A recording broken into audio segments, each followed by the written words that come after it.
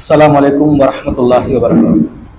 إن الحمد لله نحمده ونستعينه ونستغفره ونعوذ بالله من شرور أنفسنا ومن سيئات أعمالنا من يهده الله فلا مضل له ومن يضلل فلا هادي له وأشهد أن لا إله إلا الله وحده لا شريك له وأشهد أن محمدا عبده ورسوله أما بعد. அகிலத்தை படைத்து பரிபாலிக்கக்கூடிய எல்லாம் வல்ல அல்லாஹ்வுக்கே புகழ் அனைத்தும். அல்லாஹ்வின் சத்திய தூதர் எம் உயிரிலும் மேலான கண்மணி நாயகம் ஸல்லல்லாஹு அலைஹி வஸல்லம் அவர்கள் மீதும் அன்னவர்களை பின்பற்றி வாழக்கூடிய அனைத்து முஸ்லிம்கள் மீதும் எல்லாம் வல்ல அல்லாஹ்வின் கருணையும் சாந்தியும் என்னென்னும் நிலவட்டமாக.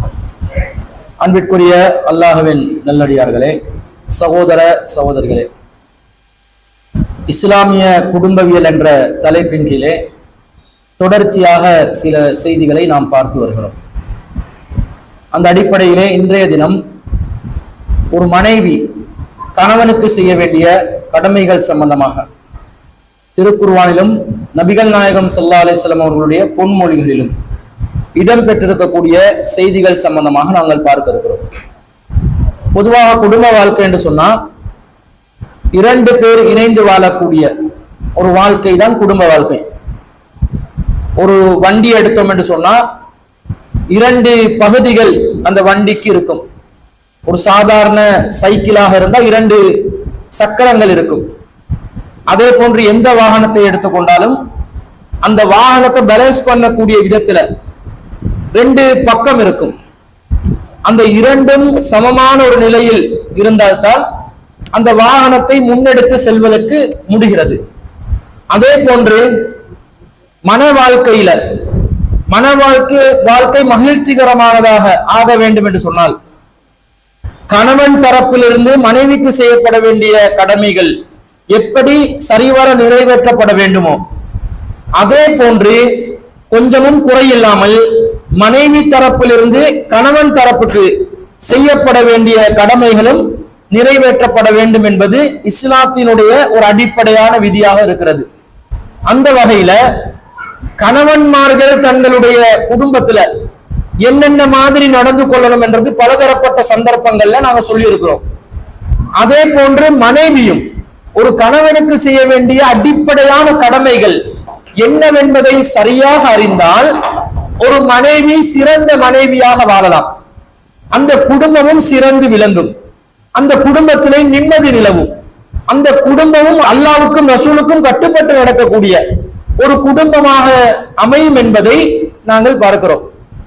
அப்ப முதலாவதாக இஸ்லாமிய மார்க்கம் மனைவிக்கு கணவன் மீது இருக்கக்கூடிய கடமைகள் என்னவென்பதை பற்றி இஸ்லாம் சொல்கிறது. அல்லாஹ் என்ன சொல்கிறான் என்று பாருங்கள். அர்-ரிஜாலு கவ்வாமூன அலன் நிஸா பிமா ஃபல்லல்லாஹு பஅதுஹும் அலா பஅத். ஆண்கள் தான் பெண்களை நிர்வாகம் செய்பவர்கள். இந்த இடத்துல ஆண்கள் பெண்கள் என்று வருது தானே, இது பொதுவான ஆண்களையும் பொதுவான பெண்களையும் குறிக்காது. இந்த இடத்துல அர்-ரிஜால் என்றது பொதுவான வார்த்தையா இருந்தாலும் நிசா என்பது பொதுவான வார்த்தையா இருந்தாலும் ஆண்கள் பெண்கள் என்று பொதுவாக இதுக்கு கருத்து கொடுக்க கூடாது. ஏனென்றால் எல்லா ஆண்களுக்கும் எல்லா பெண்களையும் நிர்வகிக்க முடியாது. அப்ப யார் யாரை நிர்வகிப்பாங்க என்று சொன்னா கணவன்மார்கள் மனைவிமார்களை நிர்வகிக்கக்கூடியவர்கள். அப்ப மனைவிமார்கள் ஒரு நிர்வாக கட்டுப்பாட்டுக்குள்ள இருக்கிறாங்கன்னு அர்த்தம். மனைவிமார்களை கணவன்மார்கள் தான் நிர்வகிப்பாங்கன்னு அல்லாஹ் சொல்றான். அதுக்கு காரணம் என்ன சொல்றான்? பிமா ஃபல்லல்லாஹு பஅதுஹும் அலா பஅத். ஒருவரை விட ஒருவரை எல்லாம் சிறப்பித்து வைத்திருக்கிறார். உடல் அமைப்புல பெண்கள் பலவீனமானவர்களாகவும் ஆண்கள் பலசாலியாகவும் இருக்கிறாங்க. அதே நேரத்துல ஒரு சமூக மன்றத்துல செயல்படுவதாக இருந்தாலும் பெண்கள் செயல்படுவதில் உள்ள ஈடுபாடும் ஆண்கள் செயல்படுவதில் உள்ள ஈடுபாடையும் நாங்கள் உற்று நோக்கி கவனித்தால் ஆண்கள் தான் பலசாலிகளாக ரொம்ப கடினமான முறையில உழைக்கக்கூடியவர்களாக இருப்பார்கள். அந்த விதத்துல ஆண்களுக்கு சிறப்பு. வபிமா அன்ஃபகு மின் அம்வாலிஹிம், பெண்களுக்கு செலவிடக்கூடியவர்களாக ஆண்கள் இருப்பார்கள். அந்த வகையிலும் ஆண்கள் தான் என்ன செய்வாங்க, பெண்களும் நிர்வகிப்பாங்க. அப்ப இந்த ரெண்டு பண்புகளும் கணவன் மனைவி என்ற இரு தம்பதியினர்களை எடுத்துக்கொண்டா அதுல பலசாலி ஆண் தான், கணவன் தான். அதே போன்று பெண்ணுக்காக மனைவிக்காக செலவழிக்கக்கூடியவரும் ஆண் தான். அதனால நிர்வாக பொறுப்பை அல்லாஹ் தஆலா ஆண் மீது சுமத்திருக்கிறார், கணவன் மீது சுமத்திருக்கிறார். எப்ப கணவன் மீது நிர்வாக பொறுப்பு வருமோ அப்ப மனைவி அந்த நிர்வாகத்துக்கு கீழே கட்டுப்பட்டவராகத்தான் இருக்கணும். கட்டுப்பட்டு நடப்பது மனைவி மீது சுமத்தப்படுகின்ற முதலாவது கடமையாக இருக்கிறது. பெண்கள் மனைவிமார்கள் கணவன்மார்களுக்கு ஆலோசனைகளை சொல்லலாம், நல்ல விஷயங்களை இப்படி இப்படி பண்ணலாம்னு சொல்லலாம். ஆனா இறுதி தீர்மானம் எடுக்கக்கூடியவரா யார் இருக்கணும்? ஆண் தான் இருக்கணும். ஆணுடைய தீர்மானம் பெண்ணுக்கு சம்மதம் இருக்கிறதோ இல்லையோ அதற்கு கட்டுப்பட்டு நடக்கக்கூடியவர்களாக பெண்கள் இருக்க வேண்டும். பொதுவாக ஆண்கள் தீர்மானங்கள் எடுக்கும் பொழுது மார்க்கத்துக்கு முரணில்லாத விதத்துல தீர்மானம் எடுக்கணும் என்ற பொதுவான ஒரு அளவுகோல் இருக்கிறது. மார்க்கத்துக்கு முரணான தீர்மானங்களுக்கு யாரும் கட்டுப்படக்கூடாது, ஆணும் கட்டுப்படக்கூடாது, பெண்ணும் கட்டுப்படக்கூடாது. அப்ப ஆண் தரப்புல கணவனுக்கு நிர்வாக பொறுப்பு சுமத்தப்பட்டதனால பெண் கணவனுக்கு, மனைவி கணவனுக்கு கட்டுப்பட்டு நடக்கணும். அப்ப நிர்வாக தீர்மானங்கள், குடும்ப நிர்வாக தீர்மானங்களை ஆண்கள் எடுக்கக்கூடியவர்களாக இருந்தால் பெண்கள் அதற்கு கட்டுப்பட வேண்டும். ஆனால் அந்த பெண்கள் மார்க்கத்துக்கு முரணான காரியத்துல கணவன் தீர்மானம் எடுத்தால் அதற்கு கட்டுப்படக்கூடாது. இந்த ஒரு விதியின் அடிப்படையில இது உங்களுக்கு தெரியும், நபிகள் நாயகம் ஸல்லல்லாஹு அலைஹி வஸல்லம் ஒரு பயணத்துல ஒரு குழு அனுப்புறாங்க, அவங்களுக்கு ஒரு அமீரை நியமிக்கிறாங்க, பயணத்துக்கான ஒரு தலைவரை நியமிக்கிறாங்க. அந்த அமீர் என்ன செய்யறாரு, ஒரு காரியத்தை கட்டளையிடுறாரு. அந்த சென்றவர்கள் மீது கருத்து வேறுபாடு ஏற்படுது, அதனால ஒரு சாரார் கட்டுப்பட மறுக்கிறாங்க. அப்ப இந்த அமீருக்கு கோபம் வந்து அவர் நியமிக்கப்பட்ட தலைவர், ரசூலுல்லாஹ் நியமித்த தலைவர் என்ற அந்த அதிகாரத்தை எடுத்துக்கொண்டு அவர் என்ன செய்கிறார் என்று சொன்னா ஒரு தீயை மூட்டுகிறார். பெரிய ஒரு தீயை மூட்டி அதுல தன்னுடைய கட்டளைக்கு கட்டுப்படாதவர்களுக்கெல்லாம் குதிக்க சொல்றாரு. அவர் செஞ்ச வேலையை பாருங்க, ஒரு நபித்தோழர் அவருக்கு, அவர் நபித்தோழர்கள்ல இன்னொரு சாரார் தனக்கு கட்டுப்படலன்னு கோபம் வந்து என்ன பண்ணாரு, ஒரு தீய மூட்டி எல்லாரும் அதுல குதிங்கடா அப்படின்னு சொல்றாரு. சஹாபாக்கள் குதிப்பாங்களா? சாபி ஒருத்தர் தான் சொல்றாரு, கட்டளை இடுறாரு, இது என்ன இவர் தீயில குதிக்க சொல்றாரு, இது சரிப்பட்டு வரமை விளங்கலையே, அதனால இது ரசூல்லா கிட்ட இது சம்பந்தமா முறையிடணும் என்று சொல்லி அதுக்கும் கட்டுப்படல. அவங்க அதுக்கும் கட்டுப்படாம ரசூல்லாவிடத்தில் இந்த புகாரை கொண்டு வந்து முன்வைக்கிறாங்க. நபி ஸல்லல்லாஹு அலைஹி வஸல்லம் என்ன சொன்னாங்க, நீங்கள் மாத்திரம் அந்த தீயிலே குதித்திருந்தால் கியாமத் நாள் வரைக்கும் நெருப்பிலே இருப்பீர்கள்.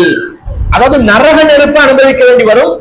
அத்தாது ஃபில் மாரூஃப், கட்டுப்படுதல் என்பது நல்ல காரியங்களில் தான். மார்க்கத்துக்கு முரணான கட்டளைகள், அவர் அமீர் தானே, அமீர் என்று அவருக்கு கட்டளையிடுகின்ற அதிகாரம் இருக்கிறது, அந்த அமீருக்கு கட்டுப்படணும். பவுலில் அம்ரி முன்கும் அத்தியுல்லாஹ் வ அத்தியுர் ரசூல் பவுலில் அம்ரி மின்கும், அல்லாஹ்வுக்கு கட்டுப்படுங்கள், அல்லாஹ்வுடைய ரசூலுக்கு கட்டுப்படுங்கள், உங்களில் அதிகாரம் உள்ளவர்களுக்கு கட்டுப்படுங்கள் அல்லாஹ் குர்ஆன்ல தான் சொல்றான். இவரும் அமீர் தான், அதிகாரம் உள்ளவர் தான். அவருடைய கட்டளையாக இருந்தாலும் அல்லாஹ் குர்ஆன் வசனத்தில் அடுத்தது என்ன சொல்றான், ஃபைன் தனாஸல்தும் ஃபி ஷைஇன், நீங்க ஏதாவது ஒரு விஷயத்துல முரண்பட்டீர்கள் என்று சொன்னால் ஃபருத்துஹு இலல்லாஹி வ ரசூல், அது அல்லாஹ்விடத்திலும் அல்லாஹ்வுடைய தூதரிடத்திலும் நீங்கள் கொண்டு செல்லுங்கள். தாலிக கைருன் வ அஹ்ஸனு தஅவீலா, அதுதான் சிறந்ததும் அழகிய விளக்கமும் என்று அல்லாஹ் சொல்கிறார். அப்ப அதை புரிந்து கொண்ட நபித்தோழர்கள், இவர் அமீரா இருந்தாலும் கட்டளை இடுவது ஆபத்தானதா இருக்குது, அதனால கட்டுப்படக்கூடாது என்று அல்லாஹ்வின் தூதரிடத்தில் குர்ஆன் வசனத்துக்கு அமைய விளக்கம் கேட்கிறாங்க. ரசூலா என்ன விளக்கம் சொல்றாங்க, நீங்க கட்டுப்பட்டிருந்தா அந்த தீக்குள்ளே நீங்கள் குதித்திருந்தால் நரகத்திலே கிடப்பீர்கள் என்று நபி ஸல்லல்லாஹு அலைஹி வஸல்லம் சொல்றாங்க. சொல்லிவிட்டு தான் சொல்கிறார்கள், அத்தாது ஃபில் மாரூஃப், கட்டுப்படுதல் என்பது நன்மையான காரியங்களில் தான். இந்த பொதுவான அளவுகோலின் அடிப்படையில் மனைவிமார்கள் கணவனுக்கு கட்டுப்பட வேண்டும்.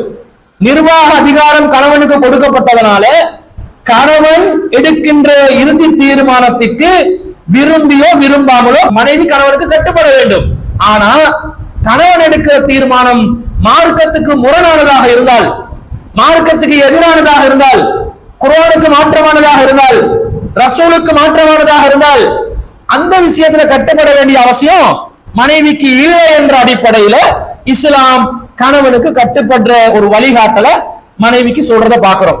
இதே வசனத்துல தொடர்ச்சியாக அல்லாஹ் சொல்கிறான், ஃபஸ்ஸாலிஹாத்து கானிதாத், நல்ல பெண்கள் யாரு தெரியுமா, கட்டுப்பட்டு நடக்கக்கூடிய பெண்கள் தான். ஃபஸ்ஸாலிஹாத், நல்ல ஒழுக்கமான பெண்கள் யார் என்று சொன்னா கானிதாத், கணவன்மார்களுக்கு கட்டுப்பட்டு நடக்கிற பெண்கள் தான் என்று அல்லாஹ் சொல்கிறான். இப்ப என்ன விளங்குது, கணவனுடைய சொல்ல தட்டக்கூடாது, கணவனுடைய சொல்லுக்கு எதிர் சொல் பேசக்கூடாது. கணவன் எதை கட்டளை இடுறானோ அந்த கட்டளைக்கு கட்டுப்பட்டவளாக நல்ல காரியங்களில், மார்க்கத்துக்கு முரணில்லாத காரியங்களில் மனைவி கட்டுப்பட்டு வாழணும்.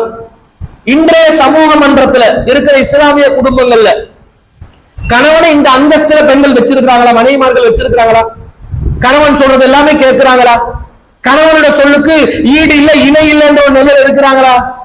கணவன் எதை சொல்லி போனாலும் செவுடண்ட காதல சங்கு ஊதுற மாதிரி, கொஞ்சமும் மரியாதை இல்ல, கொஞ்சமும் மதிப்பு இல்ல, கொஞ்சமும் அவங்களுக்கு கொடுக்க வேண்டிய முக்கியத்துவத்தை கொடுக்கிறது இல்ல, தான் தோன்றித்தனம், நினைத்ததை செய்யக்கூடிய நிலை, பிடிவாதம், அடம்பிடித்தல் போன்ற பல கெட்ட குணங்கள் பலதரப்பட்ட பெண்களிடம் பெரும்பாலும் இருப்பதை நாங்கள் பார்க்கிறோம்.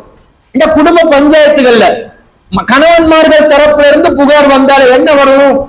இவ வாயடிக்கிறாள், வருதா இல்லையா? எல்லா கணவன்மார்களுக்கு மத்தியில உள்ள பொதுவான பிரச்சனை என்ன? மனைவி வாயடிக்கிறாள். வாயடிக்கிறாள் என்ன அர்த்தம்? இவன் சொல்ல கேட்கலன்னு அர்த்தம், இவன் சொல்றபடி ஒழுங்கா வாழலன்னு அர்த்தம், இவன் சொல்லுக்கு மரியாதை கொடுக்கலன்னு அர்த்தம். இவன் வலது என்று சொன்னா அவன் இடது என்றான், இவன் வடக்கு தெற்கு என்றான், கிழக்கு என்ன மேற்கு என்றான், டோட்டல் ஆப்போசிட்டா இருக்கிறான். இந்த மாதிரி இருக்கக்கூடிய தன்மைகள் பெண்களிடம் இருக்கக்கூடாது. அப்படி இருந்தா நீங்க நல்ல பெண்களா, நல்ல மனைவிமார்களா? நல்லா சொல்கிறானே, நல்ல பெண்கள், ஒழுக்கமான பெண்கள் நல்லா சொல்றானே, அந்த நல்ல பெண்கள்ல நீங்க வரமாட்டீங்க. ஒழுக்கமான பெண்கள் அல்லாத பார்வையில நாங்க நல்ல பெண்களாக இருக்கணும் என்று சொன்னா கணவன் என்ற சொல்லுக்கு கட்டுப்பட்டு நடக்கக்கூடிய பெண்களா இருக்கணும். ஒரு சொல்லு கேட்கக்கூடிய நிலை மனைவிமார்கள் உருவாக்கிக் கொள்ள வேண்டும். சம உரிமை பேசப்படுகின்ற காலத்தில் சம நிலையில் கருதப்பட வேண்டும் என்ற ஒரு உணர்வுல பெண்கள் எல்லாம் என்ன நினைக்கிறாங்க? கணவன்மார்களை வேண்டாம் வெறுப்புக்கு. கணவன் அவன் என்னத்தை சொல்லுவான்?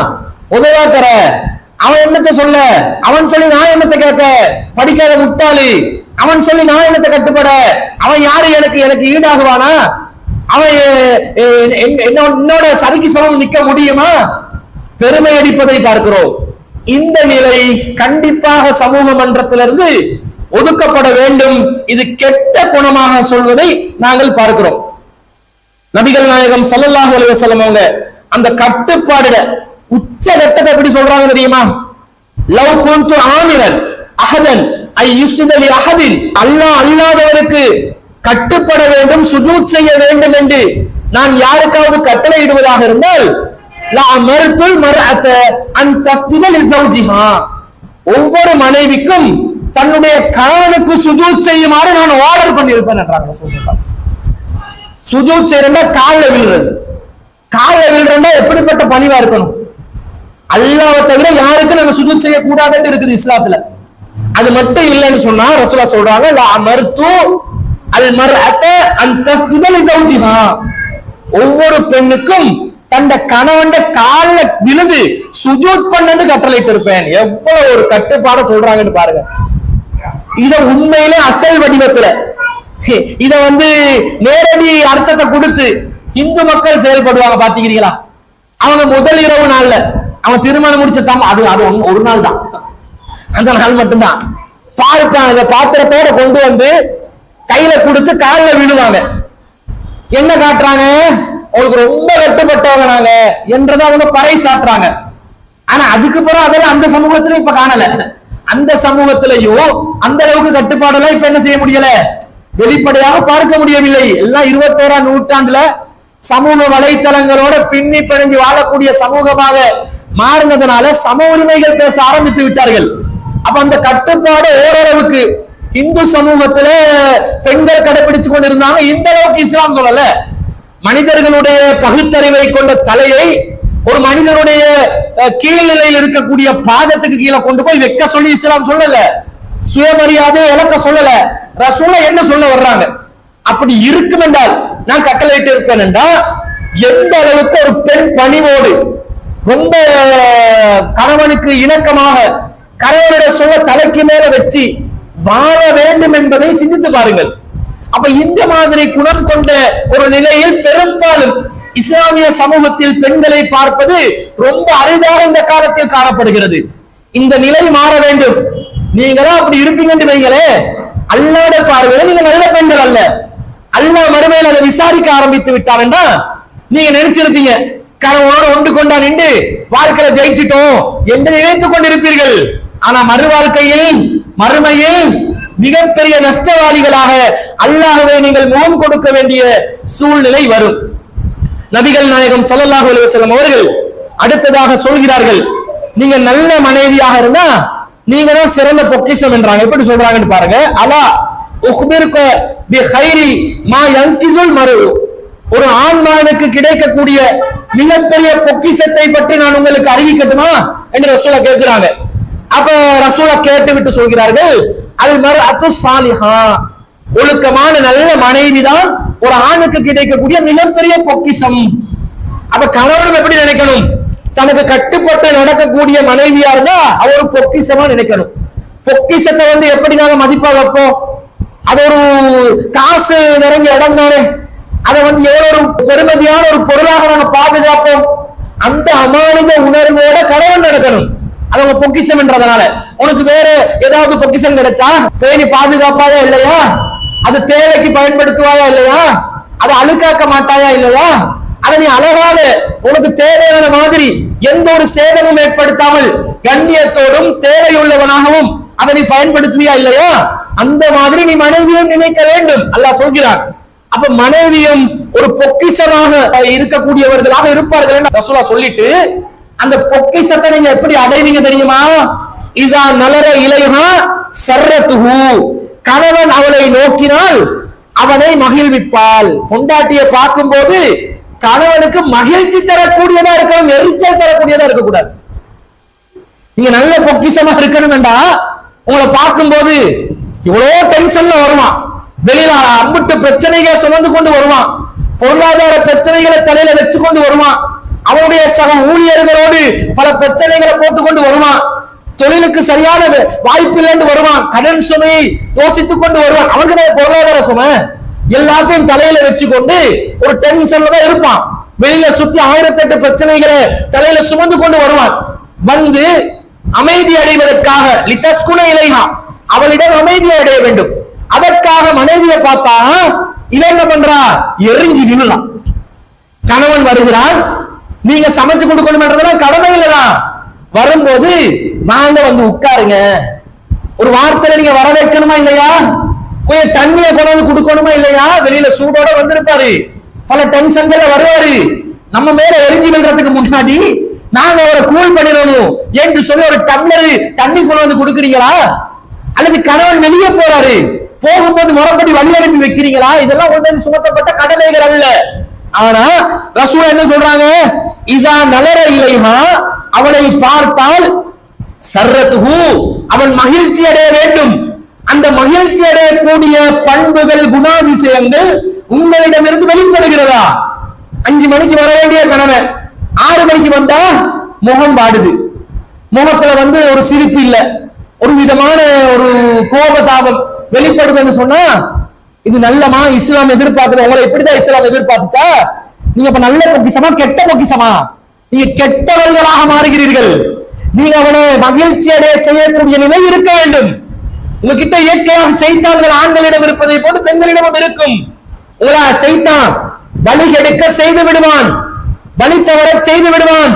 அந்த நிலையில் நீங்க என்ன செய்யணும், கட்டுப்படுத்திக்கணும். உங்களோட உணர்வுகள் அப்படி வரம்பு மீறி போறதுக்கு யோசிக்கும். இவனோட இன்னைக்கு கேம கேட்டணும், இவனோட இன்னைக்கு சண்டை பிடிச்சிடணும், என்ன ஏதென்று கேள்வி கேட்டணும் என்று உங்களுக்கு தோணும். நீங்க என்ன செய்யணும், அடங்கணும். உங்களுடைய உணர்வுகளை நீங்க கட்டுப்படுத்திக்கணும்.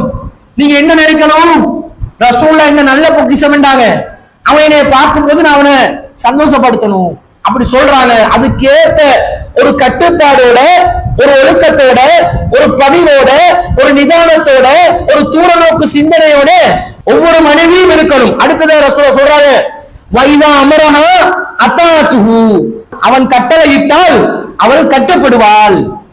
ஆர்டர் பண்ண அந்த ஆர்டரை நிறைவேற்றணும். கொஞ்சம் தண்ணி கொண்டு வாங்க, நீ போயிட்டு எடுத்துக்கோ, உனக்கு கால் இருக்குது கை இருக்குதுன்னா என்ன கணவன் என்ன மனைவி, இதெல்லாம் ஒரு குடும்பமா, இது குடும்பம் மாதிரியா இருக்குது. நீ போயிட்டு அதை பண்ணு, நான் போயிட்டு இதை பண்றேன், நீ கக்கூச கழுவு, நான் பாத்ரூம கழுவுறேன்டா, இதுதான் குடும்பமா? இது குடும்பமா அல்லது ஜெனரல் ஹாஸ்பிட்டல்ல வார்டன் வேலை பண்றீங்களா? என்ன குடும்பம் கேட்கிற அதுக்காக கணவன் என்ன செய்வோம், மனைவி அடிமையாக்க கூடாது. என் வேலையை நீதான் பார்க்கணும், நீதான் செய்யணும். அவனா மனம் விரும்பி செய்யக்கூடிய நிலையில நீங்க என்ன செய்யணும், அதை சமைச்சு கொள்ளணும். அப்ப அல்லாஹ்வுக்கு என்ன சொல்றாங்க, அவன் ஆர்டர் பண்ணா செய்யி. இன்னைக்கு ருசியா ஆக்கிட்டாங்க, எனக்கு இன்னைக்கு முடியாது. ஆர்டர் பண்றான், சமைச்சு வைக்க சொல்லி ஆர்டர் பண்றான். அப்ப நீங்க செய்யணுமா இல்லையா? செய்யணும். நீங்க முடியலன்னு சொன்னா அதை கன்வின்ஸ் பண்ற விதத்துல வரணும். எப்படி வரக்கூடாது, இன்னைக்கு எனக்கு ரொம்ப உடம்புக்கு முடியாம இருக்குது, இன்னொரு நாளைக்கு பார்த்துக் கொள்வோமா, இன்னைக்கு கடையால வாங்கி சாப்பிடுவோமா, கன்வின்ஸ் பண்ற மாதிரி வாங்க. அமைதிப்படுத்துங்க, அமைதிப்படுத்தி உங்களோட காரியத்தை சாதியுங்க. ஒண்ணு கொண்டு நின்றா நீங்க கட்டுப்பட வேண்டும் என்ற அந்த நிலையை மீறுகிறீர்கள். அந்த நிலையை மீறினால் நீங்க இப்ப ஒரு சிறந்த மனைவி என்ற கேட்டகரியில இருந்து வெளியே சென்று விடுகிறீர்கள். இன்னும் கட்டளையிடுவான் பல விஷயம். அதுக்காக இவன் கட்டளையிடுற பேர்ல மானத்தை, மரியாதைய, சூடு சொர்ணம் இல்லாத கட்டளை எல்லாம் போடக்கூடாது. அவங்களுக்கு ஒரு மான மரியாதை இருக்கும். இவனுக்கு இவன் குடும்பத்துல உள்ளவங்களோட நல்லா பழகணும் என்றதுக்காக இவளை திட்டி தீர்க்கிற, இவளை நாசமா கருதுற, இவளுக்கு நாசமா போட்டு பதுவா பண்ற ஆக்கள் கிட்ட போய் நீ போய் பேசு, அப்படி இல்லை. அது முறை இல்லை. அதுக்கெல்லாம் ஒரு வழிமுறைகள் இருக்குது. அது படிப்படியா மெல்ல விஷயங்களை சொல்லி இவங்களை அமைதிப்படுத்தி அவனோட தவறை உணர வச்சு அவனுக்கு சலாம் சொல்ல வச்சுக்கொள்ளணும். மானம் மரியாதையை இழக்க வைக்கிற மாதிரி கட்டளைகள் போக கூடாது. அப்படி கட்டளைகள் போட்டா அவங்க கட்டுப்படணுமா? இல்ல. ஒரு பேலன்ஸ்ல கொண்டு போகணும். குடும்பம் என்ற ஒரு பேலன்ஸ். இவர் ஆண் ஆதிக்கத்துல இருக்கக்கூடாது, அவர் பெண் ஆதிக்கத்துல இருக்கக்கூடாது. ரெண்டும் பேலன்ஸ் பண்ணணும். அப்ப கணவன் கட்டளையிட்டால் கட்டுப்படக்கூடியவளாக மனைவி இருக்க வேண்டும். அந்த மனநிலையை வச்சுக்கொள்ளணும் பெண்கள்.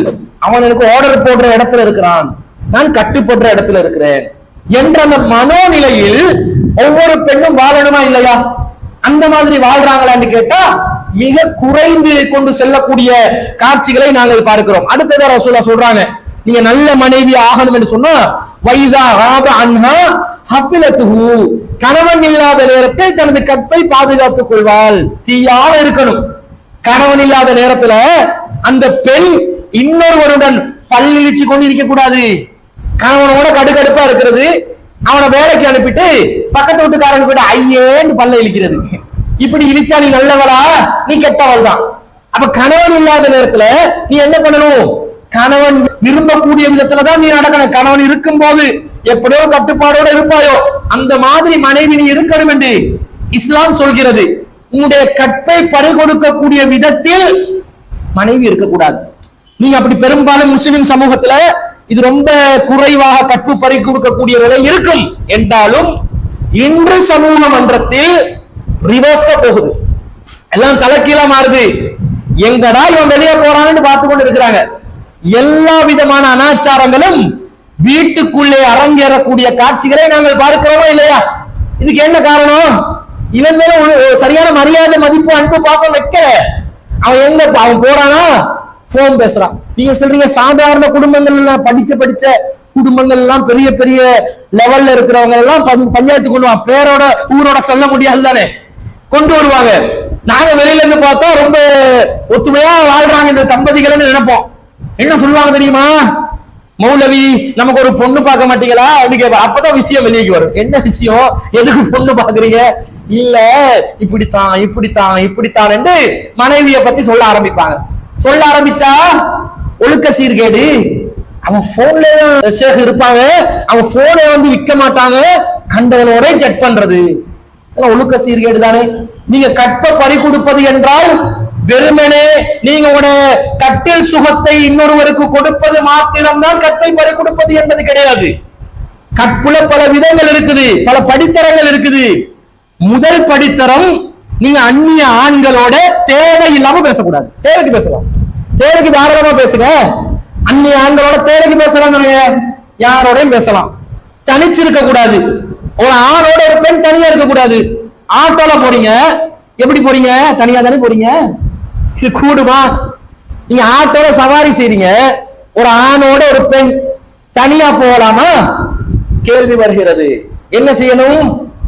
தனிமை என்றது ஏற்படக்கூடிய நிலை இருந்தால் நீங்க அதை தவிர்த்து கொள்ளலாம் வேண்டும். ஏண்டா சமூக மன்றத்துல அது ஒரு வெளிப்படையான காட்சியாக பார்க்கும் பொழுது இல்ல பகல் நேரத்துல தானே போறாங்க, பிரச்சனை இல்லை என்று நீங்கள் நினைக்கலாம். ஆனால் தனிச்சிருக்க வேணாம் என்று சொன்னா ஆட்டோல கூட நீங்க ஒரு அந்நிய ஆணுடன் தனியாக பயணம் செய்ய முடியாது. நீங்க இன்னொருத்தரை வச்சுக்கணும். இப்படிதான் நீங்க உங்களோட பயணத்தை மேற்கொள்ளணும். அப்ப எந்த அளவுக்கு இஸ்லாம் அந்த கட்டுப்பாடுகள் அந்த தரத்தை பாருங்க. ஒழுக்கத்தை கற்ப பேணணும் என்று சொன்னா இதுல பேணுது. குலைந்து குலைந்து பேசாதீர்கள் இஸ்லாம் சொல்லுது. பேசுங்க. பேசும்போது குரலை சரி செஞ்சு கொள்வாங்க. வீட்டுல கடா புடான்னு பேசுறேன், ஏய் வா போ பேசுறது. யாராவது ஒருத்தன் வந்து என்ன வாங்க போங்க அப்படி குலைகிறது. அந்த வாய்ஸ் எல்லாம் பாருங்க சாதாரணமா பேசுவாங்க. நீங்க போன் பேசும்போது பாருங்க, ஓ இல்ல எஸ் கம் கோ, அதோட ஒரு ராகத்துல குரல் மாறுறது. என்ன இது? எதுக்கு யாருக்கு நீ ராகம் காட்டுறாய்? உன மாப்பிள்ளைக்கு ராகம் காட்டு. மாப்பிள்ளைய வச்சு நான் கவிதை பாடுறேன், நீ ரசிக்கிறியான்னு கேளுங்க. கேட்பீங்களா? எப்பயாவது கேட்டது உண்டா? மாப்பிள்ளைய வச்சு கவிதை சொல்லுங்க, என்னை தாளாட்ட வருவாங்கன்னு கேளுங்க மாப்பிள்ளை கிட்ட. சிரிப்பு வருது ஏன்டா? இது நடக்கவே நடக்காது குடும்பத்துல. ஒரு மனைவிய பாட சொல்லி கணவன் ரசிப்பானா? நீ பாடுமா பாடு, இனிமையான குரலை நான் கேட்கிறேன். அவன் வந்து புது மாப்பிள்ளைக்கு என்ன நடக்கும்? அம்மாடியோ நீ பாடவே பாடாது, வாழ்க்கை முழுக்க நீ வந்து ஊமையா கடந்தாலும் பரவாயில்ல. இவனுக்கு குரல் இருக்கும், இவரும் மாப்பிள்ளையும் சரி கட்டுவாரு குரலை. என்ன எப்ப சரி கட்டுவாரு? ஒரு கால் வரும், ஸ்பெஷலான நம்பர்ல இருந்து வந்து வைங்க, குரல் கொஞ்சம் வித்தியாசம். இல்ல இவன் வந்து குரக்க குரலா இருக்கும் பேசினா, அல்லது ஒரு கம்மியில குரலா இருக்கும். இவர் ராகத்தை எடுப்பார். எஸ்பி பாலசுப்ரமணியன் தானே இவரு, பாலசுப்ரமணியன் பரம்பரை. அப்படி ராகம் எடுத்து பேசுவாரு. நீயும் செய்யக்கூடாது நீயும் செய்யக்கூடாது. குறிப்பாக குரல்ல ஒரு வளைவு பெண்களுக்கு இருக்குது. ஆண்களோட குரலும் பெண்களோட குரலும் வித்தியாசம் தானே. அப்பதான் அந்த அட்ராக்ஷன் நடக்கும். அதுக்காக பொம்பளையோட குரல்ல கொஞ்சம் டெசிபல் அங்க இங்கெல்லாம் கூட்டி குறைச்சி எல்லாம் பேலன்ஸ் பண்ணி கொடுத்துருக்கான். ஆம்பளை போல குரல் வந்து ரொம்ப கடினமான குரலா இருக்காது. ஏற்கனவே உங்ககிட்ட குரல்ல நளினம் இருக்குது. இந்த நளினத்தை இன்னும் டியூன் பண்ணி அடுத்தவனோட பேசும்போது பேசணும். அடுத்தவனோட தான் ரஃபா பேசணும். பக்கத்து வீட்டுக்காரனோட பேசும்போது ஐயே குறைதகு எண்ட எண்ட இப்படி கடினமான குரல்ல பேசணும். அவன் நினைக்கணும் இது ஒரு கடினாய், கடிச்சாலும் கடிச்சிரும், கிட்ட நெருங்கிட கூடாது. இந்த உணர்வு வரணுங்க. அப்பதான் அவனுக்கு பாதுகாப்பு இருக்கும். இது அவனோட பேசும்போது குறைகிறது, மாப்பிளோட பேசும்போது குறைக்கிறது. எல்லாம் மாறி மாறி நடக்குதா இல்லையா? அப்ப இதெல்லாம் கட்டை பாதுகாக்கிற விஷயங்கள். நீங்க அறியாம செய்யலாம். சில காரியம் என்ன நினைப்பீங்கன்னா, ஏன் மாப்பிள்ள தானே, அவன் என்னத்தை பார்த்து என்னத்தை ரசிக்க, அவன் முன்னுக்கு நான் எப்படி இருக்கலாம் என்ன நினைக்கிறது. இதே அடுத்தவன் முன்னுக்கு சின்ன குயில் சித்ரா மாதிரி இவங்களோட குரல் அப்படியே டியூன் பண்ணி பேசினோதான் அவங்க டீசன்ட் டிசிப்ளின் ரொம்ப நல்ல ஒரு குடும்பத்தில் இருக்கிறாங்க கணக்கு போடுவாங்கன்னு இவன் நினைக்கிறான். இது ஆபத்தின் முதல் படி. இதை செய்யக்கூடாது. அப்ப கற்பை பாதுகாக்கணும். அதே போன்று அவசியம் இல்லாம தனிமையில பேசுறது, சேட்டிங் பண்றது. தேவை இருந்தா எவனோடையும் பேசு, தேவையில்லை எவனோடையும் பேசாது. ஆணுக்கும் தான் பெண்ணுக்கும் தான். தேவை இருந்தா பேசுங்க, பிரச்சனை இல்ல. மார்க்கம் வந்து தடுக்காது. ரசூலா கிட்ட கேள்வி கேட்டாங்க பெண்கள், பல அந்தரங்க விஷயங்கள் எல்லாம் கேள்வியா கேட்பாங்க. ரசூலா பதில் சொல்லுவாங்க. ஆயிஷா ரலியல்லாஹு பின்னாடி இருந்து சைக்கிள செய்வாங்க. இதெல்லாம் கேட்காதீங்க, மானத்தை வாங்காதீங்கன்னு சைக்கிள செய்யற அளவுக்கு கேள்விகள் வரும். ஆனா தேவை இல்லாம ஒரு வார்த்தை பேசுறது ஹராம். கவனிக்கணுமா இல்லையா? இத பார்க்கணும். அப்ப பெண்கள் ரொம்ப கவனமாக தன்னுடைய விஷயங்கள் இருக்கணும். இதுல உச்சகட்டம் தான் கணவனுக்கு கொடுக்க வேண்டிய சுகத்தை கணவன் இல்லாத நேரத்துல இன்னொருத்தனோட பகிர்ந்து கொள்வது. இது எந்த ஆணும் அங்கீகரிக்க மாட்டான், ரொம்ப ரோஷம் கொள்வான். இது வெறுப்பின் உச்சகட்டத்துக்கு போயிடும். இதனுடைய விளைவாக கொலை கூட நடக்கலாம். ரொம்ப கவனமா. இவ்வளவு ஒரு ஆம்பளே ரோஷமா யோசிக்கும் போது அல்லாஹ் யோசிக்க மாட்டானா? அல்லாஹ் எவ்வளவு யோசிப்பா? என்னதான் தெரிஞ்ச பழகின யாரா இருந்தாலும் இந்த தொட்டு பேசுற கதை, அவங்களோட நெருங்குற கதை, உரசி கொண்டிருக்கிற கதை, குடும்பங்கள கெட் டுகெதர் நடக்கும். அப்படியே உரசுறது வந்து நீயும் உரசு நானும் உரசு, மஹரம் பாக்குறல்ல, அஜ்னபி பாக்குறல்ல, எல்லாத்தையும் முன்னுக்கு ஒழுங்கா முக்காடையும் போடாம இதெல்லாம் சரி வராது இஸ்லாத்துல. உனக்கென்ற ஒரு சுயமரியாதையுடன், ஒரு கட்டுப்பாடுடன், கண்ணியத்துடன் வாழ்வதற்கு இஸ்லாம் வழிகாட்டி இருக்குது. அதை யோசித்து நீ வாழ வேண்டும். இவன் எந்த நேரம் இருந்து கொண்டு அங்கிட்டு போ இங்கிட்டு போ மேல முட்டாளு கணவன் சொல்ல வைக்கிற அளவுக்கு இருக்க கூடாது. அப்படி சொன்ன உடனே பேர் அவனுக்கு ரோஷம் வந்துடும் பாருங்க. இது ஒரு கேஸ், எப்ப பார்த்தாலும் என்னைய ஃபாலோ பண்ணிக்கொண்டே சந்தேக பார்வையிலே அடிக்கும். அவன் மார்க்கத்தை நினைச்சு சொல்லுவான், அவன் கட்டுப்பாடு நினைச்சு சொல்லுவான். அவன் ரோஷம் அது. அதுக்கு நீங்க உதவி செய்யதான் வேண்டும் என்றதை நாங்க பாக்குறோம். அடுத்தது அல்லாஹ்வே சொல்றான் குர்ஆன்ல, ஃபஸ்ஸாலியாத்து கானிதாத், நல்ல மனைவிமார்கள் கட்டுப்பட்டு நடக்கக்கூடியவர்கள், ஹாஃபிலாத்துன் லில் கைபி பிமா ஹஃபிலல்லாஹ், அல்லாஹ் எதை கொண்டு பாதுகாக்க வேண்டும் என்று சொல்லிவிட்டானோ அதை மறைவிலே பாதுகாத்துக் கொள்ள வேண்டும். கணவன் இல்லாத நேரத்துல இந்த ஃபர்ஸ்ட் ஸ்டெப்ல இருந்து டாப் லெவலுக்கு உள்ள அந்த ஸ்டெப் வர காட்டிலும் போயிடக்கூடாது. அதுக்கு வழிவகுக்கும் இதுதானே. அப்ப இதுல இருந்து நீங்க என்ன செய்யணும், தடையை போட்டுக் கொள்ள வேண்டும் என்று இஸ்லாம் சொல்கிறது. இதுல முதல் காட்டுன போடுது இஸ்லாம் பாருங்க, இந்த கற்பை பாதுகாக்கிறதுக்கு. வகுல்லில் மூமினாத், மூமினான பெண்களுக்கு நபியே சொல்லுங்க, யஅவுன மின் அப்சாரிஹின்ன, பார்வைகளை தாழ்த்தி கொள்ள வேண்டும், வயஹ்ஃபல்ன ஃபுரூஜஹுன்ன, கற்பை பாதுகாத்துக் கொள்ள வேண்டும். ஆனா விசேஷம் என்னன்னா, இதே கட்டளை ஆண்களுக்கும் உண்டு. மூமினான ஆண்களும் பார்வையை தாழ்த்தணும், கற்பை பெறணும். அவருக்கு கற்பு இல்லாம அவர் நினைச்ச மாதிரி இருப்பாரு, நினைச்சவங்களோட எல்லாம் பேசுவாரு, நினைச்ச மாதிரி அவரும் குறைவாரு, அவரும் போட்டோ எல்லாம் நினைச்சவங்களோட எல்லாம் ஷேர் பண்ணுவாரு, நினைச்ச நேரத்துல எல்லாம் நினைச்சவங்களோட சட்டிங் பண்ணுவாரு. இவன் மட்டும் பாதுகாப்பா இருக்கணும், அப்படி கிடையாது. இதுல சரிசமம் தான். அவரும் பார்வையை தாழ்த்தணும், மனைவியை கூட்டிக் கொண்டு போவாரு. ரோட்ல ஒரு அழகான பெண் கூட இப்படி கண்ணு உருண்டு கொண்டு போறது, கண்ணை உருட்டுவாருங்க நம்மாக்கள். ஒரு தடவை பார்த்து பட்டா அவுது பில்லாஹி மினஷ் ஷைத்தானிர் ரஜீம் மனசார சொல்லி கூட திரும்பிட வேண்டியதான், பார்வையை திருப்பணும். நபிகள் நாயகத்திடம் சஹாபாக்கள் கேட்கிறாங்க, அல்லாஹ்வின் தூதரே, தற்செயலாக எதிர்ச்சையாக ஒரு பெண்ணை பார்த்துட்டா என்ன செய்யறது அப்படின்னு கேட்கிறாங்க. அவன மனிதர்கள் தானே. ரசூலுல்லாஹ் என்ன சொன்னாங்க, இஸ்ரி பபிசாரக, உன் பார்வையை திருப்பிக்கோ, டேர்ன் பண்ணு. இப்படி பார்த்தா உண்டு நிக்குது. இன்னைக்கு இலங்கையில இருக்கிறது உடுக்குற உடுப்பு பாருங்க, உடுப்பா உடுக்குதுவல், அம்மனத்தோட கிடக்குதுவல். ரோட்ல போனவர் கற்பை பாதுகாத்து கொண்டு பார்வையை பாதுகாத்து கொண்டு போகக்கூடிய சூழ்நிலையா இருக்குது. சின்ன குழந்தைகளுக்கு கூட என்னது, அவங்க டிரெஸ் அணிவிக்கிறாங்க, உள்ளாடையதான் வெளியாடையாக அணிவிக்கக்கூடிய காட்சிகளை பார்க்கிறோம். அப்ப ரொம்ப சீர்கேட்டாக, குறிப்பாக இந்த பாலிவுட் ஹாலிவுட் சினிமாக்களுடைய தாக்கம், இந்தி படங்களுடைய தாக்கம் சிங்கள சமூகத்துல ரொம்ப கூடுதலான ஆதிக்கம் செலுத்துது. அந்த தாக்கத்தின் காரணமாக அதே போன்ற இந்த சமூக ஊடகங்கள், டிக்டாக் இது போன்ற ஊடகங்கள், இன்ஸ்டாகிராம்ல வரக்கூடிய இந்த கூத்துக்களை வச்சு எல்லாரும் என்ன செய்யறாங்க, ரொம்ப டிரெஸ்ல மோசமா போறாங்க. தற்சமயா பார்த்துப்படுது பார்வையை திருப்பணும். அதே வேலையை இவவும் செய்யணும். ஒரு ஆம்பளை போறான், கொஞ்சம் பாக்குறதுக்கு வெள்ளையும் சொல்லையுமா இருக்கிறான், பாக்குறதுக்கு பிரேஸ்லெட் ஒன்று வேற போட்டு இருக்கிறான், கொஞ்சம் ஐபோன்ல 15 Pro Max வச்சிருக்கிறான். இப்படி கண்ணை உருட்டினா நீயும் உருட்டக்கூடாது, கண்ணை நீயும் உருட்டக்கூடாது, அவனும் உருட்டக்கூடாது, ரெண்டு பேருக்கு தான் ஆர்டர். பார்வையை தாழ்த்து. அப்ப நீ என்ன பண்ணணும், திருப்பி கொள்ளணும். ஆனா மாப்பிள்ளை என்ன நினைப்பாருண்டா, கணவன் பொண்டாட்டி இப்படியே தலையை குளிச்சு கொண்டு நடக்கணும், இவர் இப்படி போவார், பராக்கு பார்த்துக்கணும், பார்த்து கொண்டு போவாரு. இப்படி நீங்க இருக்கக்கூடாது, அவள் நினைக்க கூடாது. நான் அவளே தானே பாக்குறேன், அவன் நல்ல கியூட்டான ஒரு போய் வர்றாரு, நல்ல ஸ்லிம்மா இருக்கிறாரு, நல்ல பொடி, அப்படி ஜிம் பொடியா இருக்குது, நீ பாப்பியா ரசிப்பியா, அது மாறாம் தான். பார்வை திருப்பணும். அல்லாஹ் தஆலா ரெண்டு சாராருக்கும் இந்த ஆர்டரை போடுறான். குறிப்பாக பெண்கள் பார்க்க ஆரம்பிச்சான்னு வைங்க, ஆண் பார்த்தா பெண் ஒரு ஜாதி சைக்கோ கேஸ் போல பார்வையை ரொம்ப சாப்பா வச்சிருக்குதுன்னு சொல்லி திட்டி கொண்டு கூட போவா. பொம்பளை ஒரு ஆம்பளை பார்த்தன்னு வைங்க, அவனுக்கு மெசேஜ் போயிடும். ஆம்பளை என்ன நினைப்பான், இவ நம்மளை பாக்குறாள், நம்மளுக்கு ஓகே சொல்றாள், அப்ப நம்ம ஃபாலோ பண்ணலாம்.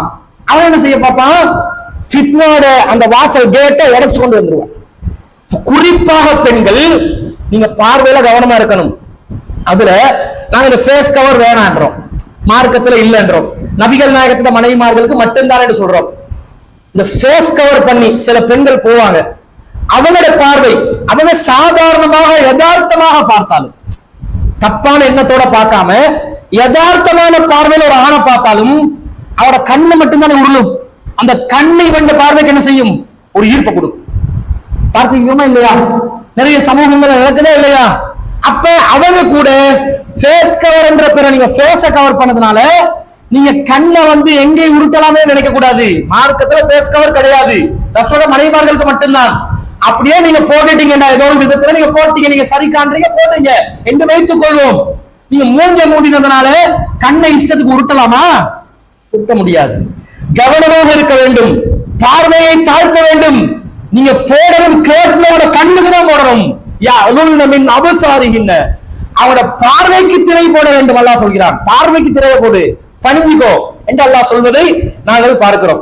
அடுத்து அது சூரா அஹ்ஸாப்ல 33வது அத்தியாயத்துல 35வது வசனத்துல அல்லாஹ் சொல்றான், முஸ்லிமான ஆண்கள் முஸ்லிமான பெண்கள் என்று அல்லாஹ் ஒரு பட்டியலை போட்டுட்டு வல் ஹாஃபிலீன ஃபுரூஜஹும் வல் ஹாஃபிலாத், யாரு தன்னுடைய ஃபுரூஜுகளை கற்புகளை பாதுகாத்துக் கொள்கிறார்களோ அத்தகைய ஆண்களுக்கும் பெண்களுக்கும் அல்லாஹ் மறுமையில மன்னிப்பு கொடுப்பான், பரிசு கொடுப்பான் என்றாங்க. அப்ப ஃபுரூஜ் என்பது கற்பு என்பது ஆம்பளைக்கும் உண்டு பெண்களுக்கும் உண்டு, ரெண்டு பேருக்கும் கற்பு இருக்குது. அப்ப ரெண்டு பேரும் தன்னுடைய கற்பை பாதுகாத்துக் கொள்ளக்கூடியவர்களாக இருக்க வேண்டும் என்பதை இந்த செய்தியிலிருந்து பார்க்கிறோம். அடுத்ததான் நபிகள் நாயகம் ஸல்லல்லாஹு அலைஹி வஸல்லம் சொல்றாங்க, லகும் அலா நிசாயிக்கும் ஹக்கன், உங்களுக்கு உங்களுடைய மனைவிமார்கள் மீது சில கடமைகள் உள்ளன. வலி நிசாயிக்கும் அலைக்கும் ஹக்கா, உங்களுடைய மனைவிமார்களுக்கும் உங்கள் மீது சில கடமைகள் உள்ளன. அது என்ன கடமை? அல்லாஹ் யுதீன ஃபுருஷக்கும் மன் தக்ரஹூன, அவங்க நீங்கள் எதை வெறுப்பீங்களோ அந்த ஆட்களுக்கு நீங்க வெறுக்கக்கூடிய விதத்தில் உங்களுடைய படுக்கையை மனைவி என்ன செய்யக்கூடாது, அடுத்தவங்களுக்கு கொடுத்துடக்கூடாது. வலா யஸன்ன ஃபீ புயூத்திக்கும் லிமன் தக்ரஹூன, அதே போன்று நீங்கள் வெறுக்கக்கூடிய ஆண்களை வீட்டுக்குள்ளே அவங்க அனுமதிக்க கூடாது. இது பெண்கள் மீது சுமத்தப்பட்ட கடமை என்றாங்க. ரெண்டு சொல்றாங்க ரசூலுல்லாஹ் இந்த இடத்துல. ஒண்ணு, படுக்கையை அடுத்தவனுக்கு கொடுத்துடக்கூடாது, அதுல ரொம்ப ஸ்ட்ராங்கா இருக்கணும். நல்ல பெண்களாக இருந்தா, முஸ்லிமான மூமினான சாலிஹான பெண்களா இருந்தா, என்ன சொல்லி மயக்க வந்தாலும், என்ன சொல்லி கடலையை போட்டாலும், என்ன சொல்லி பூ பறிச்சாலும், நம்ம சமூக வழக்கத்துல சொல்றதா இருந்தா கவனமாக இருக்கணும், ரொம்ப ஸ்ட்ராங்கா இருக்கணும், பிடிவாதமா இருக்கணும், கணவனுக்கு துரோகம் செஞ்சிடக்கூடாது. அதே போல இன்னொரு விதமான துரோகம் தான், நீங்க படுக்க ஷேர் பண்ற அளவுக்கு போவாட்டிலும் நீங்க என்ன செய்வீங்க, கணவன் விரும்பாத ஒருத்தரை வீட்டுக்குள்ள அனுமதிப்பீங்க. கணவன் ஒருத்தரை விரும்பல, ரிலேஷன் கூட இருக்கலாம், நீங்க வீட்டுக்குள்ள எடுக்கலாம். அவன் விரும்பலையே, அவர் விரும்பாடி நீங்க எப்படி அனுமதிப்பீங்க? நாளைக்கு என்ன செய்வான் தெரியுமா, அவன் உங்க மேல குறை சொல்றதுக்கு பார்த்து கொண்டே இருப்பான். இதே காரணம் காட்டி உனக்கு அவனுக்கும் தொடர்பு, அதனால நான் அவனை விவாகரத்து செய்யறேன் உங்களுக்கு. அதனால கணவன் தன்னுடைய நண்பர்கள சில வட்டாரங்களை வச்சிருக்கும். அந்த நண்பர்கள் அந்த நட்பு வட்டாரம் வீட்டளவுக்கு வந்து மனைவியோட கூட அந்த நட்பு வந்து என்ன செஞ்சுக்கும், நீடித்து போயிருக்கும். கணவனுக்கு பிறகு வெறுப்பு உண்டாக்கும். இன்னொரு வர தேவையில்லையே, இவன் வந்தா ரொம்ப கொலகொலன்றானே நம்ம மனைவியோட, ரொம்ப நெருக்கமா பேசுறாங்க, நமக்கு பிடிக்கலையே என்று நினைச்சா மனைவி சுதாரிச்சு கொள்ளணும். இவருக்கு இந்த ஆள் வர்றது விருப்பம் இல்ல. அப்ப கணவன் இருக்கிற நேரத்திலையும் இல்லாத நேரத்திலையும் அவன் வந்தால், இவங்க கணவன் இருக்கிற நேரத்துல வந்தா அவன் விருப்பத்தோடு அனுமதிக்கலாம், இல்லாத நேரத்துல வந்தா என் ஹஸ்பண்ட் இல்ல அவர் இருக்கும் போது வாங்க, கட்டம் ரைட்டா சொல்லிருங்க. அவன் உங்களை பத்தி என்ன நினைச்சாலும் பரவாயில்ல, உங்களை பகைச்சாலும் பரவாயில்ல, என்ன நீங்க யாரோட வாழ போறீங்க கடைசி வரை காட்டும், உங்களோட கணவனோட தானே. அப்ப கணவனுக்கு எது வெறுப்பு உண்டாக்குமோ அந்த காரியத்தை நீங்க செய்யக்கூடாது. அது நட்பு வட்டாரத்துல இருக்கும், குடும்ப வட்டாரத்துல சில ரிலேஷன்ஸ் இருப்பாங்க, உறவுகளை பேணி வாழ சொல்லி இஸ்லாம் சொல்லுது. சில பேர் வருவதை கணவனுக்கு விருப்பம் இல்லை என்று வைங்களேன், அவங்களையும் இது குறிக்கும். அப்ப கணவன் விரும்பாம அனுமதிக்கல, கணவன் பொறுப்புல இருக்கிறார், கணவனுக்கு அதை எத்தி வைக்கலாம்.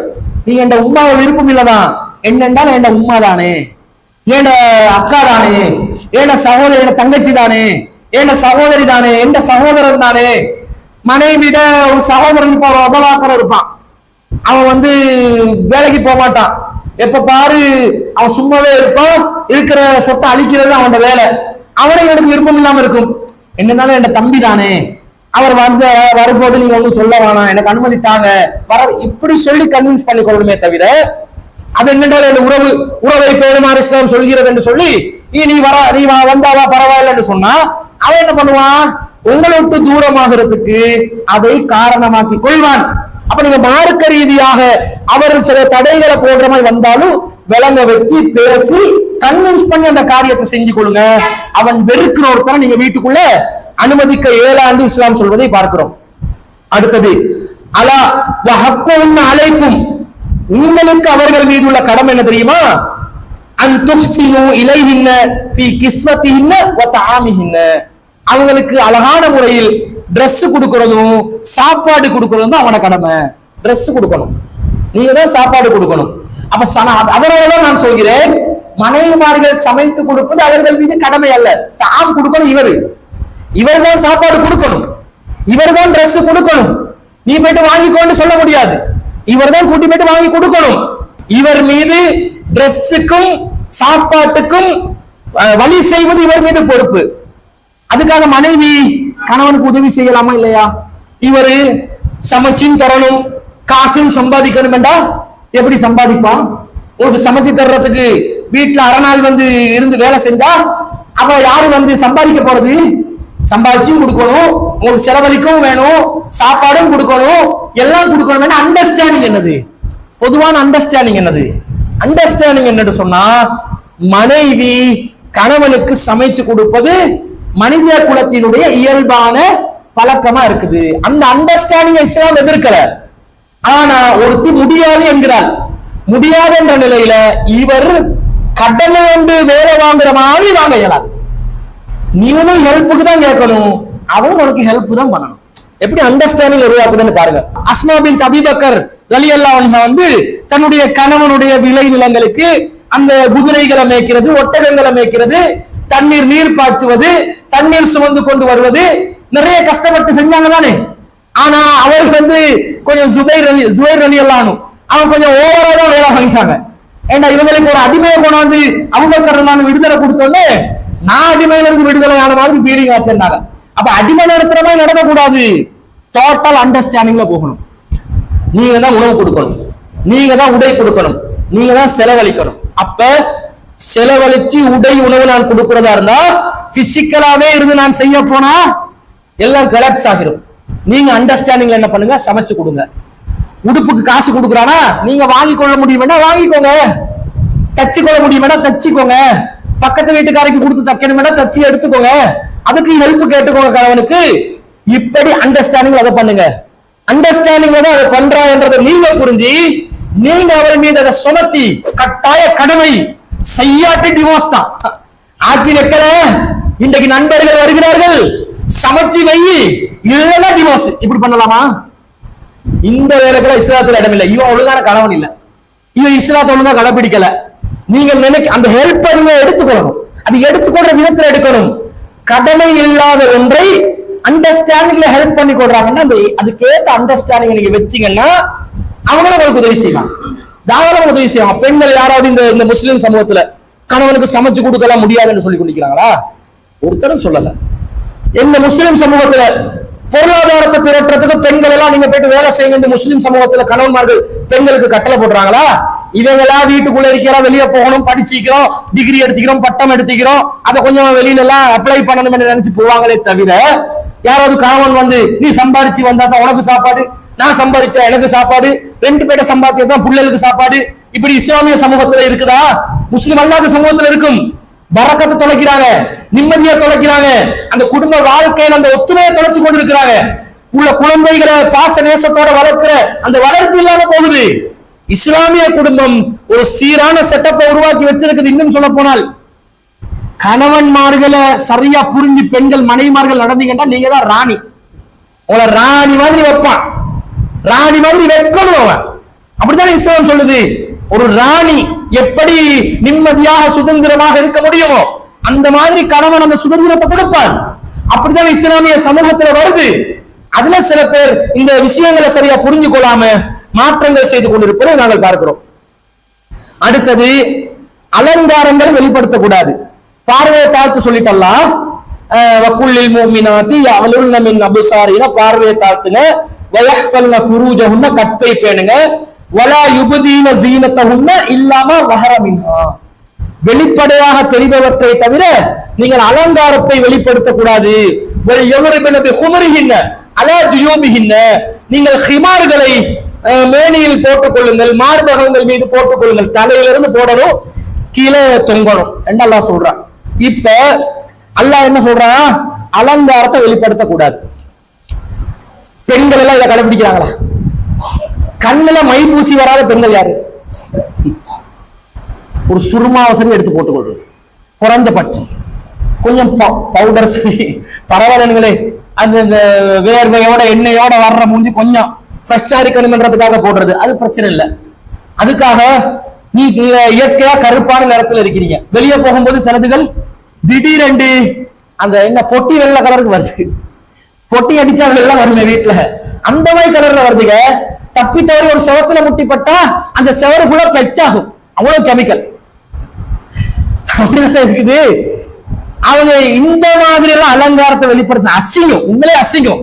அது அழகா நீங்க சொல்லுங்க பாப்பா, அது அழகா? இந்த மேக்கப் பெண்டு அலங்காரம் ஜீனத்தண்டா பெண்களுடைய இயற்கையான அழகு இல்ல. இயற்கையான அழகுக்கு ஜமீல் என்றுவாங்க, உசுல் என்றுவாங்க, ஒரு வார்த்தைகள் வரும். இது எதை குறிக்குது? இது ஜீனத்தண்டா எக்ஸ்ட்ரா போடுறது, அலங்காரம். இருக்கிற ஃபேஸுக்கு எக்ஸ்ட்ரா எதையாவது போட்டு அதை என்ன செய்யறது? கோலமாக்கி காட்டுறது. குறிப்பாக திருமண வீடுகளுக்கு போகும்போது நம்ம சமூகத்துல இந்த கட்டளை அப்பட்டமாக மீறுவாங்க. என்ன போடுவாங்க தெரியுமா? மேக்கப் அதுக்கென்று சொல்லி ஒருத்தி வருவாள் வீட்டுக்கு, 25,000 30,000 40,000 50,000 என்று காசு கொடுத்து இருக்கிறது எல்லாத்தையும் குரங்குகளாக மாத்தி விட்டுட்டு போகும். இவைகளுக்கு பசுநண்டு இப்படி வெளியே நின்றா என்ன நேத்து இருந்த ஆக்களை தனாசாக்கள் எம்பம் பண்ண புணங்கள் கொண்டு நிக்கிற மாதிரி ஒரு காட்சி. ரொம்ப அசிங்கமா இல்லையா? இதெல்லாம் அழகுன்னு வேற நினைக்கிறாங்க பாருங்க. அது மேக்கப் பண்றது இருக்குதுங்க. அது கூட அந்த இயற்கையான அழகோட அவங்க என்ன செய்யலாம்? ஒரு பவுடரை போட்டு அல்லது அவங்க பியூட்டி பார்லருக்கு போனா கிளீன். இதெல்லாம் ஏன் தெளிவா சொல்றேன்னா புரிஞ்சுக்கோங்க. இதெல்லாம் ஒழுங்கா கிளியரா சொல்லி கொடுக்குறாங்க இல்ல, அதனால நான் ஒவ்வொன்றா அக்குவேரானியரா சொல்றேன். இதெல்லாம் இவருக்கு எப்படி தெரியுமான்னு கேட்க கூடாது, எல்லாம் தேடி வந்தா படிச்சு கொடுத்து சொல்ல வேண்டியது. இவட்ட மனைவி இப்படி அப்படியெல்லாம் யோசிக்க வேணாம். பொதுப்படையாக எனக்கு சமூகத்தில் நடக்கிற எல்லாமே ஊடுருவி பார்த்து கேட்டு தேடி கண்டுபிடிச்சு சாறு பிழிஞ்சு சொல்றாரு. நீங்க பியூட்டி பார்லருக்கு போறீங்க, உங்களோட ஃபேஸை அவன் கிளீன் பண்ணி தருவாங்க, அதுக்கு கிளீன் அப் பண்ணுவாங்க. இப்ப ஆண்களும் தான் கிளீன் அப் பண்றான் இல்லையா? ஒரு கல்யாணோடு வலிமாவோடு போகணும்டா கொஞ்சம் அப்படி இப்படி அதை போடுவான் இதை போடுவா, அப்படி தேய்ச்சி இதை தேய்ச்சி எடுப்பா, கொஞ்சம் இருக்கிற மூஞ்சி கண்ணங்கரைய கருத்த மூஞ்சி கொஞ்சம் ஃப்ரெஷ் ஆகும், வெள்ளை ஆகாது, ஃப்ரெஷ் ஆகும். இந்த ஃப்ரெஷ்னஸை ஏற்படுத்திக் கொள்வது மார்க்கத்துல தடை இல்லை. அது நீங்க செலூனுக்குள்ள போறீங்களா, அந்நிய ஆண்கள் உள்ள வராத நிலையில அந்த செலூன்ல நீங்க என்ன செய்யலாம்? பெண்களை வச்சு அந்த கிளீனப் பண்ணிக்கொள்ளலாம். அதுக்காக புருவத்தை என்ன செய்ய கூடாது? கட் பண்ணிடக்கூடாது. அழகா இருக்கிற புருவம், சில பேருக்கு அந்த புருவங்கள் ஒட்டி இருக்கும், பாக்குறதுக்கே ஜீனத்தா இருக்கும், ஜீனத்தை இயற்கையான அழகா இருக்கும். ஆனா இதுல என்ன செய்யும்? கட் பண்ணி அப்படியே புருவத்தை வலிச்சு கொண்டு வரும், பார்க்கும்போது யோகா ஜோனா தான் இருக்கும், பாக்குறதுக்கு ரொம்ப அசிங்கம். இது ஹராம். மார்க்கத்துல அந்த அழக அவங்க இயற்கை அல்லாத அந்த அழகுல மாற்றம் ஏற்படுத்துவது ஹராம் என்று ரசூலா தடுக்கிறாங்க. புருவங்கள் அழகுக்காக ஷார்ட் பண்ணி கொள்றது ஹராம் என்று ரசூலா தடுக்கிறாங்க. பச்சை குத்தி கொள்வதை குத்தி விடுபவர்களை ரசூலா சபிச்சாங்க. இந்த காரியங்கள் செய்யாதீங்க. உங்களுக்கு என்று உள்ள ஒரு இயற்கையான அழகு இருக்கும், அது அசிங்கமா வைக்கும். சில பேர்ட்ட பல்லு இப்படி வந்திருக்கும், செங்குத்தா நிற்கும், திருவர பல்லு. இந்த மாதிரி திருவர பல்லு வந்தா இப்படி வந்த பல்ல இப்படி அனுப்புறதுக்கு வழி இருக்குது இஸ்லாத்துல. அது அலங்காரம் தானே. பள்ளி இயற்கையான அழகு கீழே நிக்கணும், 90% வரணும், டிகிரில வரணும். இது 4 to 5 இப்படி தாண்டி நிக்கணும்னா அது அப்படி வளைச்சி கம்பி போட்டு எடுத்து அப்படியே சைட் பண்ணி எடுப்பான். அது பரவாயில்ல, அது தப்பு இல்லை.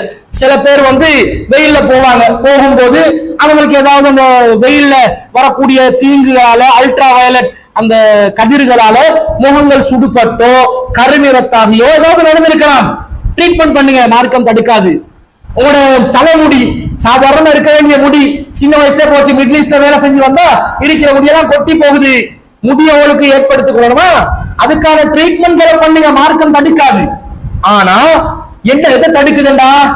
இல்லாததை உருவாக்குறது. என்ன பண்றாங்க தெரியுமா? இன்னைக்கு அலங்காரம் என்ற பேர்ல இவங்க இயற்கையாக இல்லாத ஒரு அழக அவங்களுக்கு உருவாக்கி கொள்றதுக்காக இன்ஜெக்ஷன் அடிக்கிறாங்க. இன்ஜெக்ஷன் என்ன? வெள்ளையாகிறது. அந்த வெள்ளையை நீங்க கண்டுபிடிக்கலாம். எப்படி இருக்குன்னு தெரியுமா? அது ரப்பர் தோல் வெள்ளையா இருக்கு, அது இயற்கையான வெள்ளை இல்ல. இன்ஜெக்ஷன் மூலமா ஏத்துறாங்க. என்ன இன்ஜெக்ஷன் ஏத்துறாங்க தெரியுமா? கிட்டத்தட்ட கண்டுபிடிச்சான். கேன்சர் நோயாளிகளுக்கு அடிக்கிற மருந்து உள்ள செல் எல்லாத்தையும் கொண்டு அது என்ன செய்து இயற்கையான நிறத்தை மாத்தி விட்டு அப்படியே அந்த கவரை போட்ட ஒரு நோய் வருமே அந்த மாதிரி ஒரு வெள்ளையை கொண்டாந்து கொடுக்குது. அதை போட்டுக்கொண்டு பலதும் சுத்துதுங்க. நோய் தனக்குத்தானே தீங்கிழைத்துக் கொண்டு தன்னுடைய இயற்கை அமைப்பை மாற்றிக் கொள்வது இஸ்லாம் அனுமதிக்குமா? இதை செய்வதை பார்க்கிறோம். இன்னும் சொல்ல போனால் டிரெஸ்ஸிங் என்ன செய்யறாங்க? அலங்காரத்தை வெளிப்படுத்துறாங்க. டிரெஸ் உடுத்தீங்கடா, கலர் டிரெஸ்ல அலங்காரம் இருக்குது. நீங்க கலர் உடுத்தாலே அலங்காரம் வரும். கருப்பு தான் உடுக்கணும் என்றதெல்லாம் கிடையாது இஸ்லாத்துல. டிரெஸ் வந்து நீங்க தாராளமா என்ன செய்யலாம். இஸ்லாம் மறைக்க சொன்னது மறையணும், தலைமுடி மறையணும், கலத்து மறையணும், மார்பகங்கள் மறையணும், அங்க அவயவங்கள் வெளியே தெரியக்கூடாது, மறையணும். இதுதான் டிரெஸ் கோட். இதுல சாரி மூலமா மறைக்க முடியும் என்றால் மறைக்கலாம், சல்வார் மூலமாக மறைக்க விரும்பினால் மறைக்கலாம், ஜில்பாப் மூலம் மறைக்க விரும்பினால் ஜில்பாப் தொங்க போடுறதுக்கு ஒரு ஆடை போடுறாங்க, அதுல மறைக்க விரும்பினா மறைக்கலாம். ஹிமார் என்று சொல்லி இன்னொண்ட போடுறாங்க, அதுல மறைக்க விரும்பினா மறைக்கலாம். அபாயம் ஒண்ட போடுறாங்க, அதுல மறைக்க விரும்பினா மறைக்கலாம். ஆனா இதுதான் இஸ்லாமிய ஆடை, சுடிதார் இஸ்லாமிய ஆடை இல்லை என்று சொன்னால் நீங்க மார்க்கத்துல வர முடியறீங்க. ஒருத்தர் சுடிதாரே அணிகிறார், ஒரு பெண் அழகாக மறைக்க வேண்டிய பகுதிகளை மறைத்துக் கொள்கிறார். இந்த பெண்களுடைய முகம் தென்படணும். மணிக்கட்டு வர கை அல்லது உங்களுக்கு முழங்கை வரைக்கும் கூட என்ன செய்யலாம், கை தென்படலாம், மார்க்கம் தடுக்காது. ஆனா மணிக்கட்டு வரைக்கிறது பேணுதல். நீங்க எந்த அளவுக்கு உயர்த்தினாலும் வேண்டாம். ரசூலோட காலத்துல ஆண்கள் பெண்கள் ஒன்றாக உழு செய்யக்கூடியவர்களாக இருந்தார்கள் என்று வருது. அப்ப உழு செய்யும் போது இந்த அளவுக்கு என்ன செய்யணும், கைகளை உயர்த்தி கொள்ள வேண்டி வரும். ஏன்னா நேரடியாக முகத்தையும் முன் கையையும் கரண்டைக்கு கீழே கால்களையும் தவிர மற்றதை மறைத்துக் கொள்ளுங்கள் நேரடியாக ஹதீஸ் வந்ததில்லை. எதை வச்சு நாங்க ஹதீஸ்கள் எடுக்கிறோம் என்றா, முகத்தை மறைக்க கூடாது என்றது அந்த குர்ஆன் வசனம் கொண்டு வருது. என்ன வசனம்? யா அய்யுவன் நபி நபியே குல் அஸ்வாஜிக வ பனாதிக வ நிசாஇல் முஃமினீன், உங்களுடைய மனைவிமார்களுக்கும் உங்களுடைய பிள்ளைகளுக்கும் மூமின்களுடைய மனைவிமார்களுக்கும் சொல்லுங்கள், யுத்னீன அலைஹின்ன மின் ஜலாபிபிஹின்ன, ஜில்பாப் என்ற ஆடையை அவர்கள் போட்டுக் கொள்ள வேண்டும். தாலிக அதுனா யுரஃப்ன ஃபலா யூதைன, அவர்கள் அந்த ஜில்பாபை போட்டால் அவர்கள் யார் என்று அறியப்பட வேண்டும், தொல்லைப்படுத்தப்படக்கூடாது. அப்ப ஜில்பாப் போட்டால் முகம் மறையக்கூடாது, முகம் தெரியணும். இந்த ஜில்பாபே தான் குர்ஆன்ல வரக்கூடிய இதே ஜில்பாப் தான் ஹிமார் என்ற கருத்தும் வருது. இதே ஜில்பாப் தான். ஜில்பாப் என்றது தனியாக ஒரு பெருத்த ஆடை என்றும், ஹிமார் என்பது ஒரு சாதாரண ஒரு முக்காடு துணி என்றும் சில பேர் கருத்து சொல்றாங்க. அது தப்பு. ஜில்பாப் என்பது ஒண்ணுதான், ஹிமார் என்பது ஒண்ணுதான். ஜில்பாப் என்றா அந்த தொங்க விடப்படக்கூடிய நிலையை குறிக்கிறதுக்காக தலையில இருந்து கீழே தொங்குறது தானே ஆடை, அதுக்கு வந்தது. ஹிமார் என்றாலும் ஒரு தலையை மறைக்கக்கூடிய துணிதான். இப்ப ரசூலா ஹிமார் அணிந்து இருப்பார்கள் என்று வருது, ரசூலா ஹிமார் அணிந்தாங்க வருது. ரசூலா தலப்பா மீது மசூ செய்வார்கள், ஹிமார் மீது மசூ செய்வார்கள் என்று வருது. இப்ப ரசூலா ஹிமார் மூஞ்ச மூடியா வச்சிருந்தாங்க இல்ல, ரெண்டு சைடுல போட்டிருப்பாங்க, அரபிகள் போடுவாங்க ஒரு ஸ்கார்ஃப், அதான் ஹிமார். அந்த ஹிமாரும் எப்படி இருக்கும், இப்படி தலையை மூடி கீழே தொங்க விடப்பட்டிருக்கும். அப்ப கீழே தொங்க விடப்படும் விட தொங்கிக் கொண்டே இருக்கணும், அதனுடைய நுனி கீழே தொங்கணும் என்பதெல்லாம் இஸ்லாத்துல வர இல்ல. மேல இருந்து கீழே துணி வரணும், மார்பகம் பகுதி மூடப்படணும், இதுதான் சட்டம். அந்த சட்டத்தின் அடிப்படையில நீங்க ஜில்பாப் அணியலாம். நீங்க இதுக்கென்று ஸ்பெஷலா ஒரு கருப்பாடை போட்டா தான் ஜில்பாப் என்றது கிடையாது. நபிகள் நாயகம் ஸல்லல்லாஹு அலைஹி வஸல்லம் காலத்துல சஹாபிய பெண்கள் பல நிறத்தில் ஆடைகளை அணிந்திருக்கிறார்கள். ஒரு சஹாபி பெண் அவர்களுக்கு தெரிஞ்ச செய்திதான். ஆயிஷா ரலியல்லாஹு அன்ஹா கிட்ட தன்னுடைய கணவர் சம்பந்தமா முறையிடுவாங்க. இந்த கணவர் என்ன அடிக்கிறான், எந்த அளவுக்கு அடிக்கிறான்னு சொன்னா ரொம்ப மேலெல்லாம் தூக்கி காட்டுறாங்க. இந்த பாருங்க, கைய பாருங்க, காலை பாருங்க, பச்சை பூத்து இருக்கு. அவங்க வெள்ளை நேர பெண் ஒருத்தி போல, ஒருத்தர் போல அவங்க காட்டுறாங்க, பச்சை பூத்து இருக்குது பாருங்க. ஆயிஷாவுக்கு கோபம் வந்து அவங்களை அப்படியே வச்சு ரசூல்லா வரக்காட்டுல இருந்து, அல்லாஹ்வின் தூதரே, சில ஆண்களுக்கு என்ன நேர்ந்தது, இப்படி மனைவிமார்களை தாக்குகிறார்கள், இந்த என்னுடைய தோழியுடைய மேனியில் அவங்க அணிந்திருக்கும் ஆடையை விட அதிகமான நிறத்தில் பச்சை பூத்து இருக்கிறது அப்படின்றாங்க. அவ தோழி என்ன கலர் அணிஞ்சிருந்தாங்க, பச்சை நிறத்துல ஆடை அணிஞ்சிருந்தாங்க. அன்னை ஆயிஷா சித்திகா ரலியல்லாஹு அன்ஹாக்கு ஹிஜாபுடைய முழு சட்டம் வருது, முழுசா திரைக்குள்ள போகணும் என்று வருது. இது ரசூலுல்லாஹ் ஏனைய பெண்களுக்கு இல்லாத ரசூலோட மனைவிமார்களுக்கு மட்டுமுள்ள சட்டம். ஃபைதா சஅல்துமூன மதான் ஃபஸ்அலூன மின் வராஇ ஹிஜாபி, அவங்க கிட்ட ஏதாவது ஒரு பொருள் எடுக்கிறதா இருந்தா திரைக்கு பின்னாடி இருந்து எடுங்க ரசூலோட மனைவிமார்களை குறிச்சு வருது. அப்ப ஆயிஷா ரலியல்லாஹு அன்ஹா வெளியில பயணம் போறதா இருந்தா முழுசா அப்படி கருப்பு போட்டு கொண்டு தான் சுத்துவாங்கன்ற மாதிரி இவங்க காட்டுறாங்க. அப்படி கிடையாது. சில சந்தர்ப்பங்களை கருப்பு போட்டு சுத்தி இருக்கிறாங்க, முழுசாவே முகத்தை மறைச்சி உடம்பை மறைச்சி அப்படியும் போயிருக்கிறாங்க. சில சந்தர்ப்பங்கள் என்ன பண்ணுவாங்கன்னா, பல்லாக்குல போனா பல்லாக்கு தான் அவட ஹிஜாப், அவட திரை என்னது பல்லாக்கு. பல்லாக்குக்குள்ள ஆயிஷா ரலியல்லாஹு அன்ஹா பத்தி செய்தி வருது. ஆயிஷா ரலியல்லாஹு அன்ஹா பல்லாக்குக்குள்ளே நாங்கள் கண்டோம், அவர்கள் சிவப்பு நிறத்தில் ஒரு பூ வடிவமைக்கப்பட்ட, பூக்களால் வடிவமைக்கப்பட்ட ஒரு துணியை அணிந்திருந்தார்கள். இவங்க என்ன சொல்றாங்க, வெளியே வரப்போகலே கருப்பு போட்டுட்டு வா. கருப்பு எல்லாம் போட்டுட்டு வரணும்ன்றது இல்ல. ஆயிஷா ரலியல்லாஹு அன்ஹா யாரு? அல்லாஹ்வின் தூதருடைய மனைவி. முழுக்க திரைக்குள்ள இருக்கணும். அவனை திரையாக பல்லாக்க பயன்படுத்துற நேரத்துல அந்த திரைக்குள்ள அவங்க கலர் நிற டிரெஸ் போட்டிருந்தாங்களா இல்லையா? அலங்காரத்தை வெளிப்படுத்த கூடாதுன்றா டிரெஸ்ல வர கலரை குறிக்கவில்லை என்றுதானே அர்த்தம். இது அலங்காரத்துல வருமெண்டா அல்லாஹ் அதனாலதான் வலா யுபதீன ஸீனத்தஹுன்ன இல்லா மா வஹர மின்ஹா, அதுல வெளிப்படையாக தெரிபவற்றை தவிர அதை மறைக்கலாம். கலரே இல்லாம உடுக்கணும்டா கருப்பு கூட உடுக்கலுமா? கருப்புலையும் டிசைன் வருமே, கருப்புலையும் ஒரு கலையை காட்டுமே. சில பேருக்கு கருப்பு கொடுத்தாதான் கலையா இருக்கு. கதை முடிஞ்சு. இப்ப என்ன கோணி இருக்குது, கோணி சாக்கு, அதை எடுத்து தைக்க வேண்டியதான். அடிங்க ஒரு சுடிதார் கோணி அதுல போட்டு இருப்பான், என்னது ரத்து சம்பா சுது சம்பா போட்டி, அந்த எழுத்துக்களே மறக்கணும் கரும்பு போட்டு. இப்படி அணியலாமா? அப்ப டிரெஸ் கோட விளங்கணும். சட்டம் என்னது? முகம் தென்படலாம், மணிக்கட்டு வர கை கொஞ்சம் மேல வர காட்டிலும் போகலாம். ஆண்கள் பெண்கள் ஒன்றா உழு செய்வாங்கடா கைகளை வந்து என்ன செய்வாங்க, தூக்கி எடுத்தா உழு செய்வாங்க. 5 நேரம் நடக்குது. ஆண்கள் கையை போட்டு தண்ணி எடுத்த பிறகு பெண்கள் கையை போடுவாங்க ஒரே நேரத்துல ஒரே சந்தர்ப்பத்துல. அப்ப தலைமவுல மசூல் செய்யறதுக்கு தொடக்கத்தான வேணும்னு நினைப்பீங்க.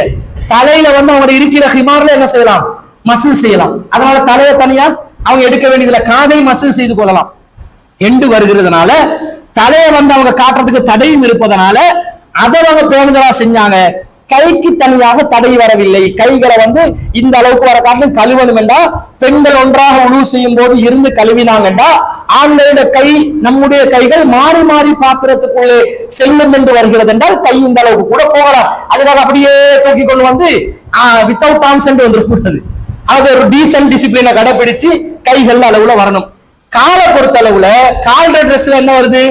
நபிகள் நாயகம் ஸல்லல்லாஹு அலைஹி சொல்றாங்க, நீங்க ஆடைகளை தரையில் இழுப்படும்படி மன்ஜர்ர சௌபஹு, நீங்க யாரு தரையில தேய்த்த வண்ணம் ஆடைகளை இழுத்தப்படி செல்கிறீர்களோ ஃபலா யன்துருல்லாஹு இலைஹி யௌமல் கியாமா, மறுமையிலே அல்லாஹ் அவர்களை ஏறெடுத்தும் பார்க்க மாட்டான், வலா யுஸக்கீஹிம், அவர்களை பரிசுத்தப்படுத்த மாட்டான் என்று ரசூலுல்லாஹ் சொல்றாங்க. அப்ப ஒரு சஹாபி பெண் கேட்கிறாங்க, அல்லாஹ்வின் தூதரே நம்முடைய நிலை என்ன, நாங்க எப்படி ஆடையை வச்சுக்கணும்? ரசூலுல்லாஹ் ஒரு ஜான் இறக்குங்கண்டாங்க. எந்த இடத்துல இருந்து சொல்லல, அது இடுப்புல இருந்து கண்டிப்பா சொல்லிக்க மாட்டாங்க. இடுப்புல இருந்து ஒரு ஜான் இறக்குங்கண்டா ஷார்ட் அடிச்சு போக வேண்டிய ஒரு சூழ்நிலை. அதே மாதிரி கரண்டையில இருந்து சொல்ல முடியாது. ஏன்னா ஒரு ஜான் கரண்டை கீழே இறக்கிறா எல்லாரும் தடுக்கி கொண்டு விழுந்துருவாங்க. அப்ப ரசூலுல்லாஹ் கண்டிப்பாக முழங்கால இருந்து சொல்லணும். ரசூலுல்லாஹ் ஒரு ஜான் இறக்க சொல்றாங்க. அப்ப அந்த சஹாபி பெண் கேட்கிறாங்க, அல்லாஹ்வின் தூதரே ஒரு ஜான் இறக்க சொல்றீங்க, இன்னும் பாதம் தெரிகிறது, என்ன பண்ண? அப்ப ஒரு முளம் என்றாங்க. ஒரு முளம் என்றா உங்களுடைய முழங்கையில இருந்து விரல் நுனி வரைக்கும் உள்ள அளவு கிட்டத்தட்ட ஒரு 1.5 அடி வாய் வரும். அந்த ஒரு முளத்தை பாத்தீங்கன்னா உங்களுடைய முழங்கால இருந்து கரண்டை வரைக்கும் அந்த அளவு வரும். இதுதான் ஒரு முளம். இறக்குங்க. சாபிகள் சொல்றாங்க, ரசூலுல்லாஹ் சொல்லிட்டு சொல்றாங்க, ஃபலா யஸிதுன அலைஹி, அதை விட அதிகப்படுத்த வேண்டாம். அப்ப நீங்க சாக்ஸ் அணியணுமா?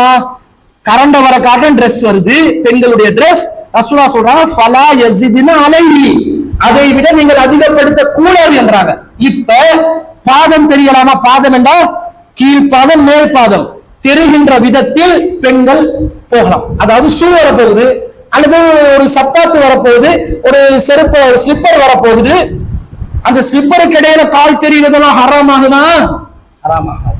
இஸ்லாத்துல இல்லாத சட்டங்களை போட்டு போட்டு போட்டு பெண்களை அடிமைப்படுத்துற மாதிரி ஆக்கக்கூடாது. பெண்களை இதுதான் சான்ஸ் என்று சொல்லி முத்துக்காலுக்கு மேல டிரெஸ் கொடுக்கறதுக்கு அனுமதி கேட்க கூடாது. அப்படி கேட்டா அது மார்க்கம் அனுமதிக்குமா? அனுமதிக்காது. ஆனா ஆயிஷா சித்திகா ரலியல்லாஹு அன்ஹா அவர்கள் போர்க்களத்தில சாக்களவுக்கு டிரெஸ் உயர்த்துறதுக்கு அனுமதி கேட்டாங்க. இந்த முழங்காலுக்கும் கரண்டக்காலுக்கும் நடுப்பகுதி தான் கெண்டைக்கால், கெண்டைக்கால் வரைக்கும் டிரெஸ் உயர்த்தி கொள்வதற்கு அன்னை ஆயிஷா சித்திகா ரலியல்லாஹு அன்ஹா அவர்களும் ஹஃப்ஸா ரலியல்லாஹு அன்ஹா அவர்களும் அனுமதி கேட்கிறாங்க. அதுக்கு ரசூல் அனுமதி கொடுத்தாங்க. அவங்க அப்ப அந்த நர்சிங் வேலை எல்லாம் செய்யறதுக்கு லேசா இருக்கும். அப்ப இந்த மாதிரி விதிவிலக்கான சந்தர்ப்பத்துல கொஞ்சம் உயர்த்தி கொள்ளலாமே தவிர, ஒரு வெள்ள நிவாரணம் பணியில நிக்கிறீங்க, கொஞ்சம் உங்களுக்கு ட்ரெஸ் கெண்டைக்கால் வரைக்கும் உயர்த்தி கொள்ளலாமான்னு கேட்டா உயர்த்தி கொள்ளலாம். உம்மத்துல் முஃமினீன்களுக்கு ரசூலுல்லாஹ் சொன்னாங்கடா, இவங்க எப்படி காட்டுறாங்க தெரியுமா? பெண்கள் என்று சொன்னா அப்படியே பேக்கிங் உள்ள இருக்கணும், பேக்கெட்டுக்குள்ள வச்சு சீல் டைப் பண்ணி வெளிய பத்துறாவே எடுத்துறாவே வந்துடுறாவே போயிடாவே ஆக்குற மாதிரி இப்படி இஸ்லாம் கொத்தடிமையா வாழ வைக்கல. ஆனா சுதந்திரம் கிடைத்து விட்டது என்ற பேர்ல இஸ்லாத்துல வரம்புகளை மீறி சில ஆண்கள் இப்படி போறதுக்கு காரணம் இருக்குது. கொஞ்சம் அழகா உடுக்க சொல்லி விடுங்களே, இவங்க உடுக்குற உடுப்பை பார்க்கணும். என்ன உடுப்பு, இங்க தொப்பு இப்படி செல்வார் வந்து இங்க இருந்து பிரியுது இடுப்புல இருந்து இப்படி அப்படி ஒரு இப்ப எல்லாம் ஸ்கூட்டில ஓட்டுதுவா, ஸ்கூட்டில உட்கார்ந்தோன்னு அப்படி ட்ரெஸ் மேல போனோடனே இடுப்பு வெளியே, உள்ள இருக்கிற ட்ரெஸ் கலர் எல்லாம் விளங்குது. அல்லது வந்து அந்த அதுக்கு பேர் ஒரே மறக்குது, லெகின்ஸ் போடுறது. லெகின்ஸ போட்டு போனா அண்டர்வேர் ஷேப் எல்லாம் வெளியே வரங்கிற அளவுக்கு இவங்க லெகின்ஸ் லட்சணம். இவங்க சல்வாரே உடுத்தாலும் என்ன இருக்கும், என்ன ஒரு ஒரு அது பார்க்கும் போது ரொம்ப அசிங்கமாக ரொம்ப அலங்கோலமாக விளங்குற அளவுக்கு ஆடை அணிந்தும் நிர்வாணமாக இருக்கக்கூடிய ஒரு நிலைக்கு அவர்கள் இருப்பதை பார்க்கிறோம். அப்ப இந்த மாதிரி ட்ரெஸ் வர முன்னேறதுனால ஆண்கள் என்ன பாக்குறான், கருப்ப உடு லேசி, சீத்தைய உடு லேசி, நான் ஒரு மெட்டீரியலை கொண்டு வந்து தருவேன் போட்டிக்கோ வெளியே வந்துடாதுன்றாங்க. நீங்க இருக்கிற மார்க் ரெண்டு பேரும் தவறு செய்யறாங்க. இவங்களும் வரம்பு மீறாங்க, அவங்களும் வரம்பு மீறாங்க. அப்ப இஸ்லாத்துல கலர் ட்ரெஸ் அணியலாம், ஒரு அலங்காரம் அதுல இருக்கலாம். ரொம்ப உங்களுக்கே விளங்குது இது ரொம்ப ஓவரா போகுது. அந்த ஓவரா போகுது எதுன்னு கேட்பீங்க, கல்யாண வீடுகளுக்கு உடுத்து வரதோட பாருங்க, அந்த ஓவர். கல்யாண ஹோல் வாசல்ல போயிட்டு நின்றீங்கடா, நம்ம பொண்டுகள் எல்லாம் மேக்கப் போடு, இது மேக்கப் ஓவர், இது வந்து ட்ரெஸ் ஓவர், நகை அப்ப இஜாப போட்டுட்டு சவடி என்ன செய்யும், வெளியில இப்படி தொங்க வைக்கும். நகைகளை வெளிப்படுத்தலாமா? அலங்காரத்துல நகைகள் வராதா? நகை நகை அலங்காரத்துல வருமே. நீங்க மோதிரம் போடுறீங்க, மோதிரத்தை வெளிப்படுத்தலுமா? அப்ப மோதிரத்தை நீங்க வெளிப்படுத்த கூடாது. அப்படி என்ன மோதிரத்தை நீங்க கலட்டி வரணும். பிரேஸ்லெட் போடுறீங்க, போட்டா உங்களோட ட்ரெஸ் மேலால போட்டுக்கோங்க. நீங்க பிரேஸ்லெட் போட்டு ஒரே எப்படி கை வசதி இருந்தா பிரேஸ்லெட் விளங்குறதுக்கு அங்க போங்க, தட் சைட் திஸ் சைட் என்று காட்டினா வெளிப்படுத்துறீங்கன்னு அர்த்தம். பிரேஸ்லெட் போடுங்க, மேலால ட்ரெஸ்ஸால மறைங்க. இந்த நகை அலங்காரமும் உங்களுடைய மேக்கப் அலங்காரமும் டிரெஸ்ல இருக்கக்கூடிய அளவு மீறின அலங்காரமும் யாருக்கு காட்டுவதற்கு தரப்பட்டது? கணவனுக்கு. கணவனுக்கு காட்டுறீங்களா? எப்ப பாரு அந்த பழைய அபாயாவே போட்டு போறது, எப்ப பாரு வீட்டுக்கு ஒரு கஃப்தான் இருக்கும், அதே கஃப்தான் தான், அது கிழிஞ்சாலும் தச்சி தச்சி தச்சி அதே போடுறது. அது என்னதான் நாட்டம் அடிச்சாலும் அதை கழுவுறதும் இல்லை. இவன் வீட்டுக்குள்ள போனா தெரியும், அது இருப்பா பழைய துணியோட இருப்பான். இவர் மாப்பிள்ளை இப்போ என்ன செய்வாரு, புதுசா ரசிக்க ஆரம்பிப்பாரு. அப்ப அவருக்கு கவலை, ரெண்டு மாப்பிள்ளை நீ பாக்குற மாதிரி ட்ரெஸ் பண்ணு, வீட்டுக்குள்ள அடைச்சி வச்சுட்டு வைங்களேன், வீட்டு வெளியே ஆக்களுக்கு விளங்காத அளவுல இருந்தா நீங்க ஷார்ட் கூட அணிஞ்சிருங்க. யாரு தடுத்தான்னு கேக்குறாங்க. அரபி பெண்கள் அப்படித்தானே இருக்கிறாங்க. அவங்க வெளியில போகும்போது ஃபுல்லா மறைச்சு கொள்வாங்க. வீட்டுக்குள்ள அவங்க கணவன்மார்கள் முன்னுக்கு, தம்பி முன்னுக்கு, தந்தை முன்னுக்கு, தன்னுடைய மகரமான உறவுகள் முன்னுக்கு குறைந்த அளவிலான ஆடைகளுடன் இருப்பார்கள். அதுக்காக முழு அவுரத்தை வெளிப்படுத்துறது இல்ல. ஏனைய ஆண்களுக்கு காட்டுற அந்த அவுரத்தை விட குறைவான அவுரத்து இன்னென்ன ஆட்கள் முன்னாடி காட்டலாம் என்று இருக்குது. அந்த டிரெஸ், ஒரு டி ஷர்ட்டை போட்டு ஒரு ஜம்பரை போட்டு, சில பேர் நைட் ட்ரெஸ் எடுத்து கொடுப்பான் பெண்களுக்கு. நான் டீப்பாவே எல்லாம் சொல்லி கொடுக்குறேன், புரிஞ்சு கொண்டு நடந்துக்கோங்க. இது பாக்குறவங்களுக்கும் பயனுள்ளதா இருக்கணும் என்றதுக்காக நைட் ட்ரெஸ் எடுத்து கொடுப்பான். இவங்க நைட் ட்ரெஸ் என்னது, இவங்கட அதே அந்த குசினி கொடுத்து உடுப்போட படுப்பாங்க. அவன் என்ன செய்வான், சில பேர் இருக்கிறாங்க, சில ஆண்களுடைய மனநிலையை சொல்றேன், இவன் ட்ரெஸ்ல பொம்பளைய ரசிக்கிற நினைப்பான். இவன் வந்து என் மனைவி வந்து ட்ரெஸ்ல எனக்கு அலங்காரம் காட்டுறது இல்ல, அதனால நான் வேறொரு பொண்ணோட அந்த ட்ரெஸ் மாதிரி அணிஞ்சிருக்க சிங்கள பொண்ணோட நான் கண்டாக்ட்ல இருக்கிறேன். நடக்குதா இல்லையா? எத்தனை சம்பவங்கள் உங்களுக்கு பேர் வாரியா ஊர் வாரியா எடுத்து சொல்லலாம் எனக்கு. எத்தனை பேர் இருக்கிறாங்க. அப்ப நீங்க ட்ரெஸ், நைட் ட்ரெஸ், உங்களோட கணவனை கவரக்கூடிய வச்சு ஒரு நைட் ட்ரெஸ் நீங்க விடுங்க. உங்களோட பெட்ரூமுக்குள்ள அந்த நைட் ட்ரெஸ் வைங்க. குழந்தை முன்னாடி அந்த நைட் ட்ரெஸ்ஸோட வர முடியாது இருந்தா உங்களோட பெட்ரூமுக்குள்ள வைங்க. இது குழந்தைகள் தான் நம்ம பக்கத்துல, எவ்வளவு போயிட்டு தனியா போட்டனாலும் போகுது இல்லை. நம்மளே நிம்மதியாக்கி விடுதா? கணவன் மனைவியை பிரிச்சு விடுறது யாரு? பெரும்பாலும் நம்பர் 1 பிரிக்கிறது நம்முடைய பிள்ளைகள் தான். அந்த இணக்கம், அந்த நெருக்கம், அந்த உறவு இல்லாம போகுது பாருங்க, நடுவுல வந்து பூந்து கொள்ளும். அதுவும் குழந்தையா இருந்துன்னு வைங்க, கிட்ட இருக்கவே விடாதுங்க. அப்படியே வந்து இடையில சொல்லி உம்மா வாப்பாண்டு நம்ம கேட்டது கவலை, பாசம், அன்பு, இந்த விரிசல். அப்ப இந்த செட்டப்பை மாத்தணும். குறிப்பிட்ட நேரங்கள் அவங்க இசாக்கு பிறகு அவங்களோட அறையில அவங்க இருக்கணும், நம்மட அறையில நாம இருக்கணும். நம்மட மனைவிய நமக்கு ஏத்த மாதிரி நாங்க என்ன செய்யணும், அந்த டிரெஸ்களை கொடுத்து அவங்க கிட்ட அவங்களோட அந்த அழகை வந்து நாங்க ரசிக்க தெரிஞ்சுக்கொள்ளணும். அவங்க சொல்லணும் எப்ப பார்த்தாலும் இந்த கஃப்டானோட தெரியாது ஒரு ஜம்பர் எடுத்து வர உடு. ஜம்பர் எல்லாம் பரம்பரையில யாரும் உடுத்ததில்லை. பரம்பரை உடுத்ததுன்னா வெளியே போவா சொன்னது. அவன் வெளியே திரிஞ்சு கொண்டிருக்கிறான். பாத்ரூமுக்குள்ள உடுக்க வேண்டிய உடுப்ப வெளியே உடுத்து கொண்டு திரியுதுகள். நீ கணவனுக்கு மட்டும் காட்ட வேண்டிய அந்த காட்சியை காட்டாட்டி மாப்பிள்ளை என்ன செய்வாரு? வேறு ஜோடு தேடுவாரு, உள்ளத்தால ஆசைப்படுவாரு. அதுக்கு போய் நீ கண்ணீர் படி என்ற மாதிரி இல்லாம மார்க்கத்துல வரம்ப புரிஞ்சு கொண்டு பெண்கள் நடந்து கொள்ள தெரியணும். ஆனா வெளியே செல்லும் போது பெண்கள் நிர்வாணமாக இருந்தால் ரசூல் ஸல்லல்லாஹு அலைஹி வஸல்லம் சொல்றாங்க, சின்ஃபானி மின் அஹ்லின்னார், இரண்டு கூட்டத்தார் நரகத்தில் இருப்பார்கள்.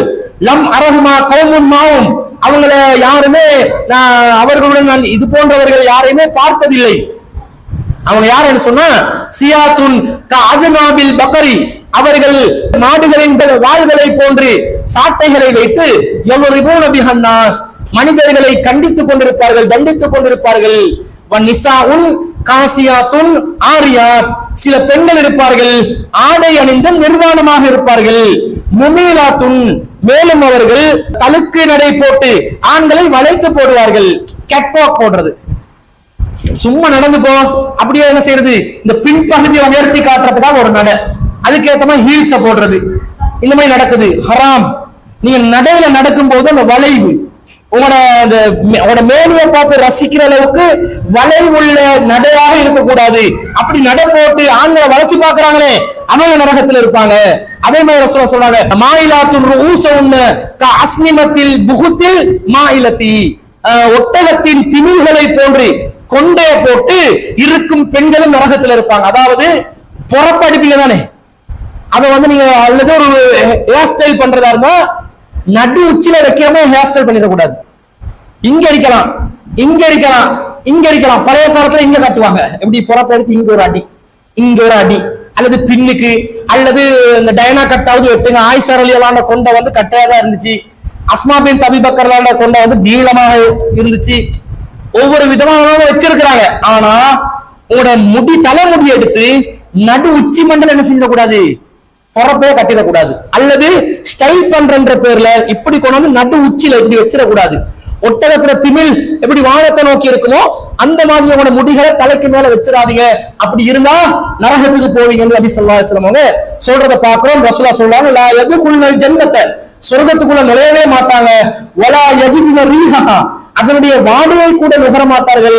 வ இன்ன ரீஹஹா லயூஜது மின் மஸீரத்தி கதா வ கதா, அந்த சொர்க்கத்தின் வாடை இந்த அளவு தொலைவுக்கு வீசும் என்று ரசூலுல்லாஹ் காட்டுறாங்க கையால். இவ்வளவு தொலைவுக்கு வீசும், அந்த வாசத்தை கூட இவங்க நுகர மாட்டாங்க. அந்த ஆடை அணிந்து நிர்வாணமாக தெரியும் பெண்களை நபிகள் நாயகம் ஸல்லல்லாஹு அலைஹி வஸல்லம் கண்டித்ததை பார்க்கிறோம். இது மனைவிமார்கள் கடைபிடிக்க வேண்டிய ஒழுங்குமுறைகள பாதி இன்னைக்கு சொல்லியிருக்கிறேன். இன்னும் மீதி ஒரு பாதி இருக்குது. இன்ஷா அல்லாஹ் அதை அடுத்தடுத்த வாரங்களில் பார்க்கலாம். அல்லாஹ் தஆலா இஸ்லாமிய நெறிமுறைகளை சரியான முறையில் புரிந்து கொண்டு அதை நம்முடைய வாழ்க்கையில நடைமுறைப்படுத்தி இம்மையிலும் மகிழ்ச்சிகரமான ஒரு வாழ்க்கையை வாழ்ந்து மறுமையிலும் ஜன்னத்துல் ஃபிர்தௌஸை அடையக்கூடிய நன்மக்களாக நம் அனைவரையும் ஆக்கி அருள் புரிவானாக என்று கூறிக்கொண்டு விடை பெறுகிறேன். வாஹிர் தஅவானா.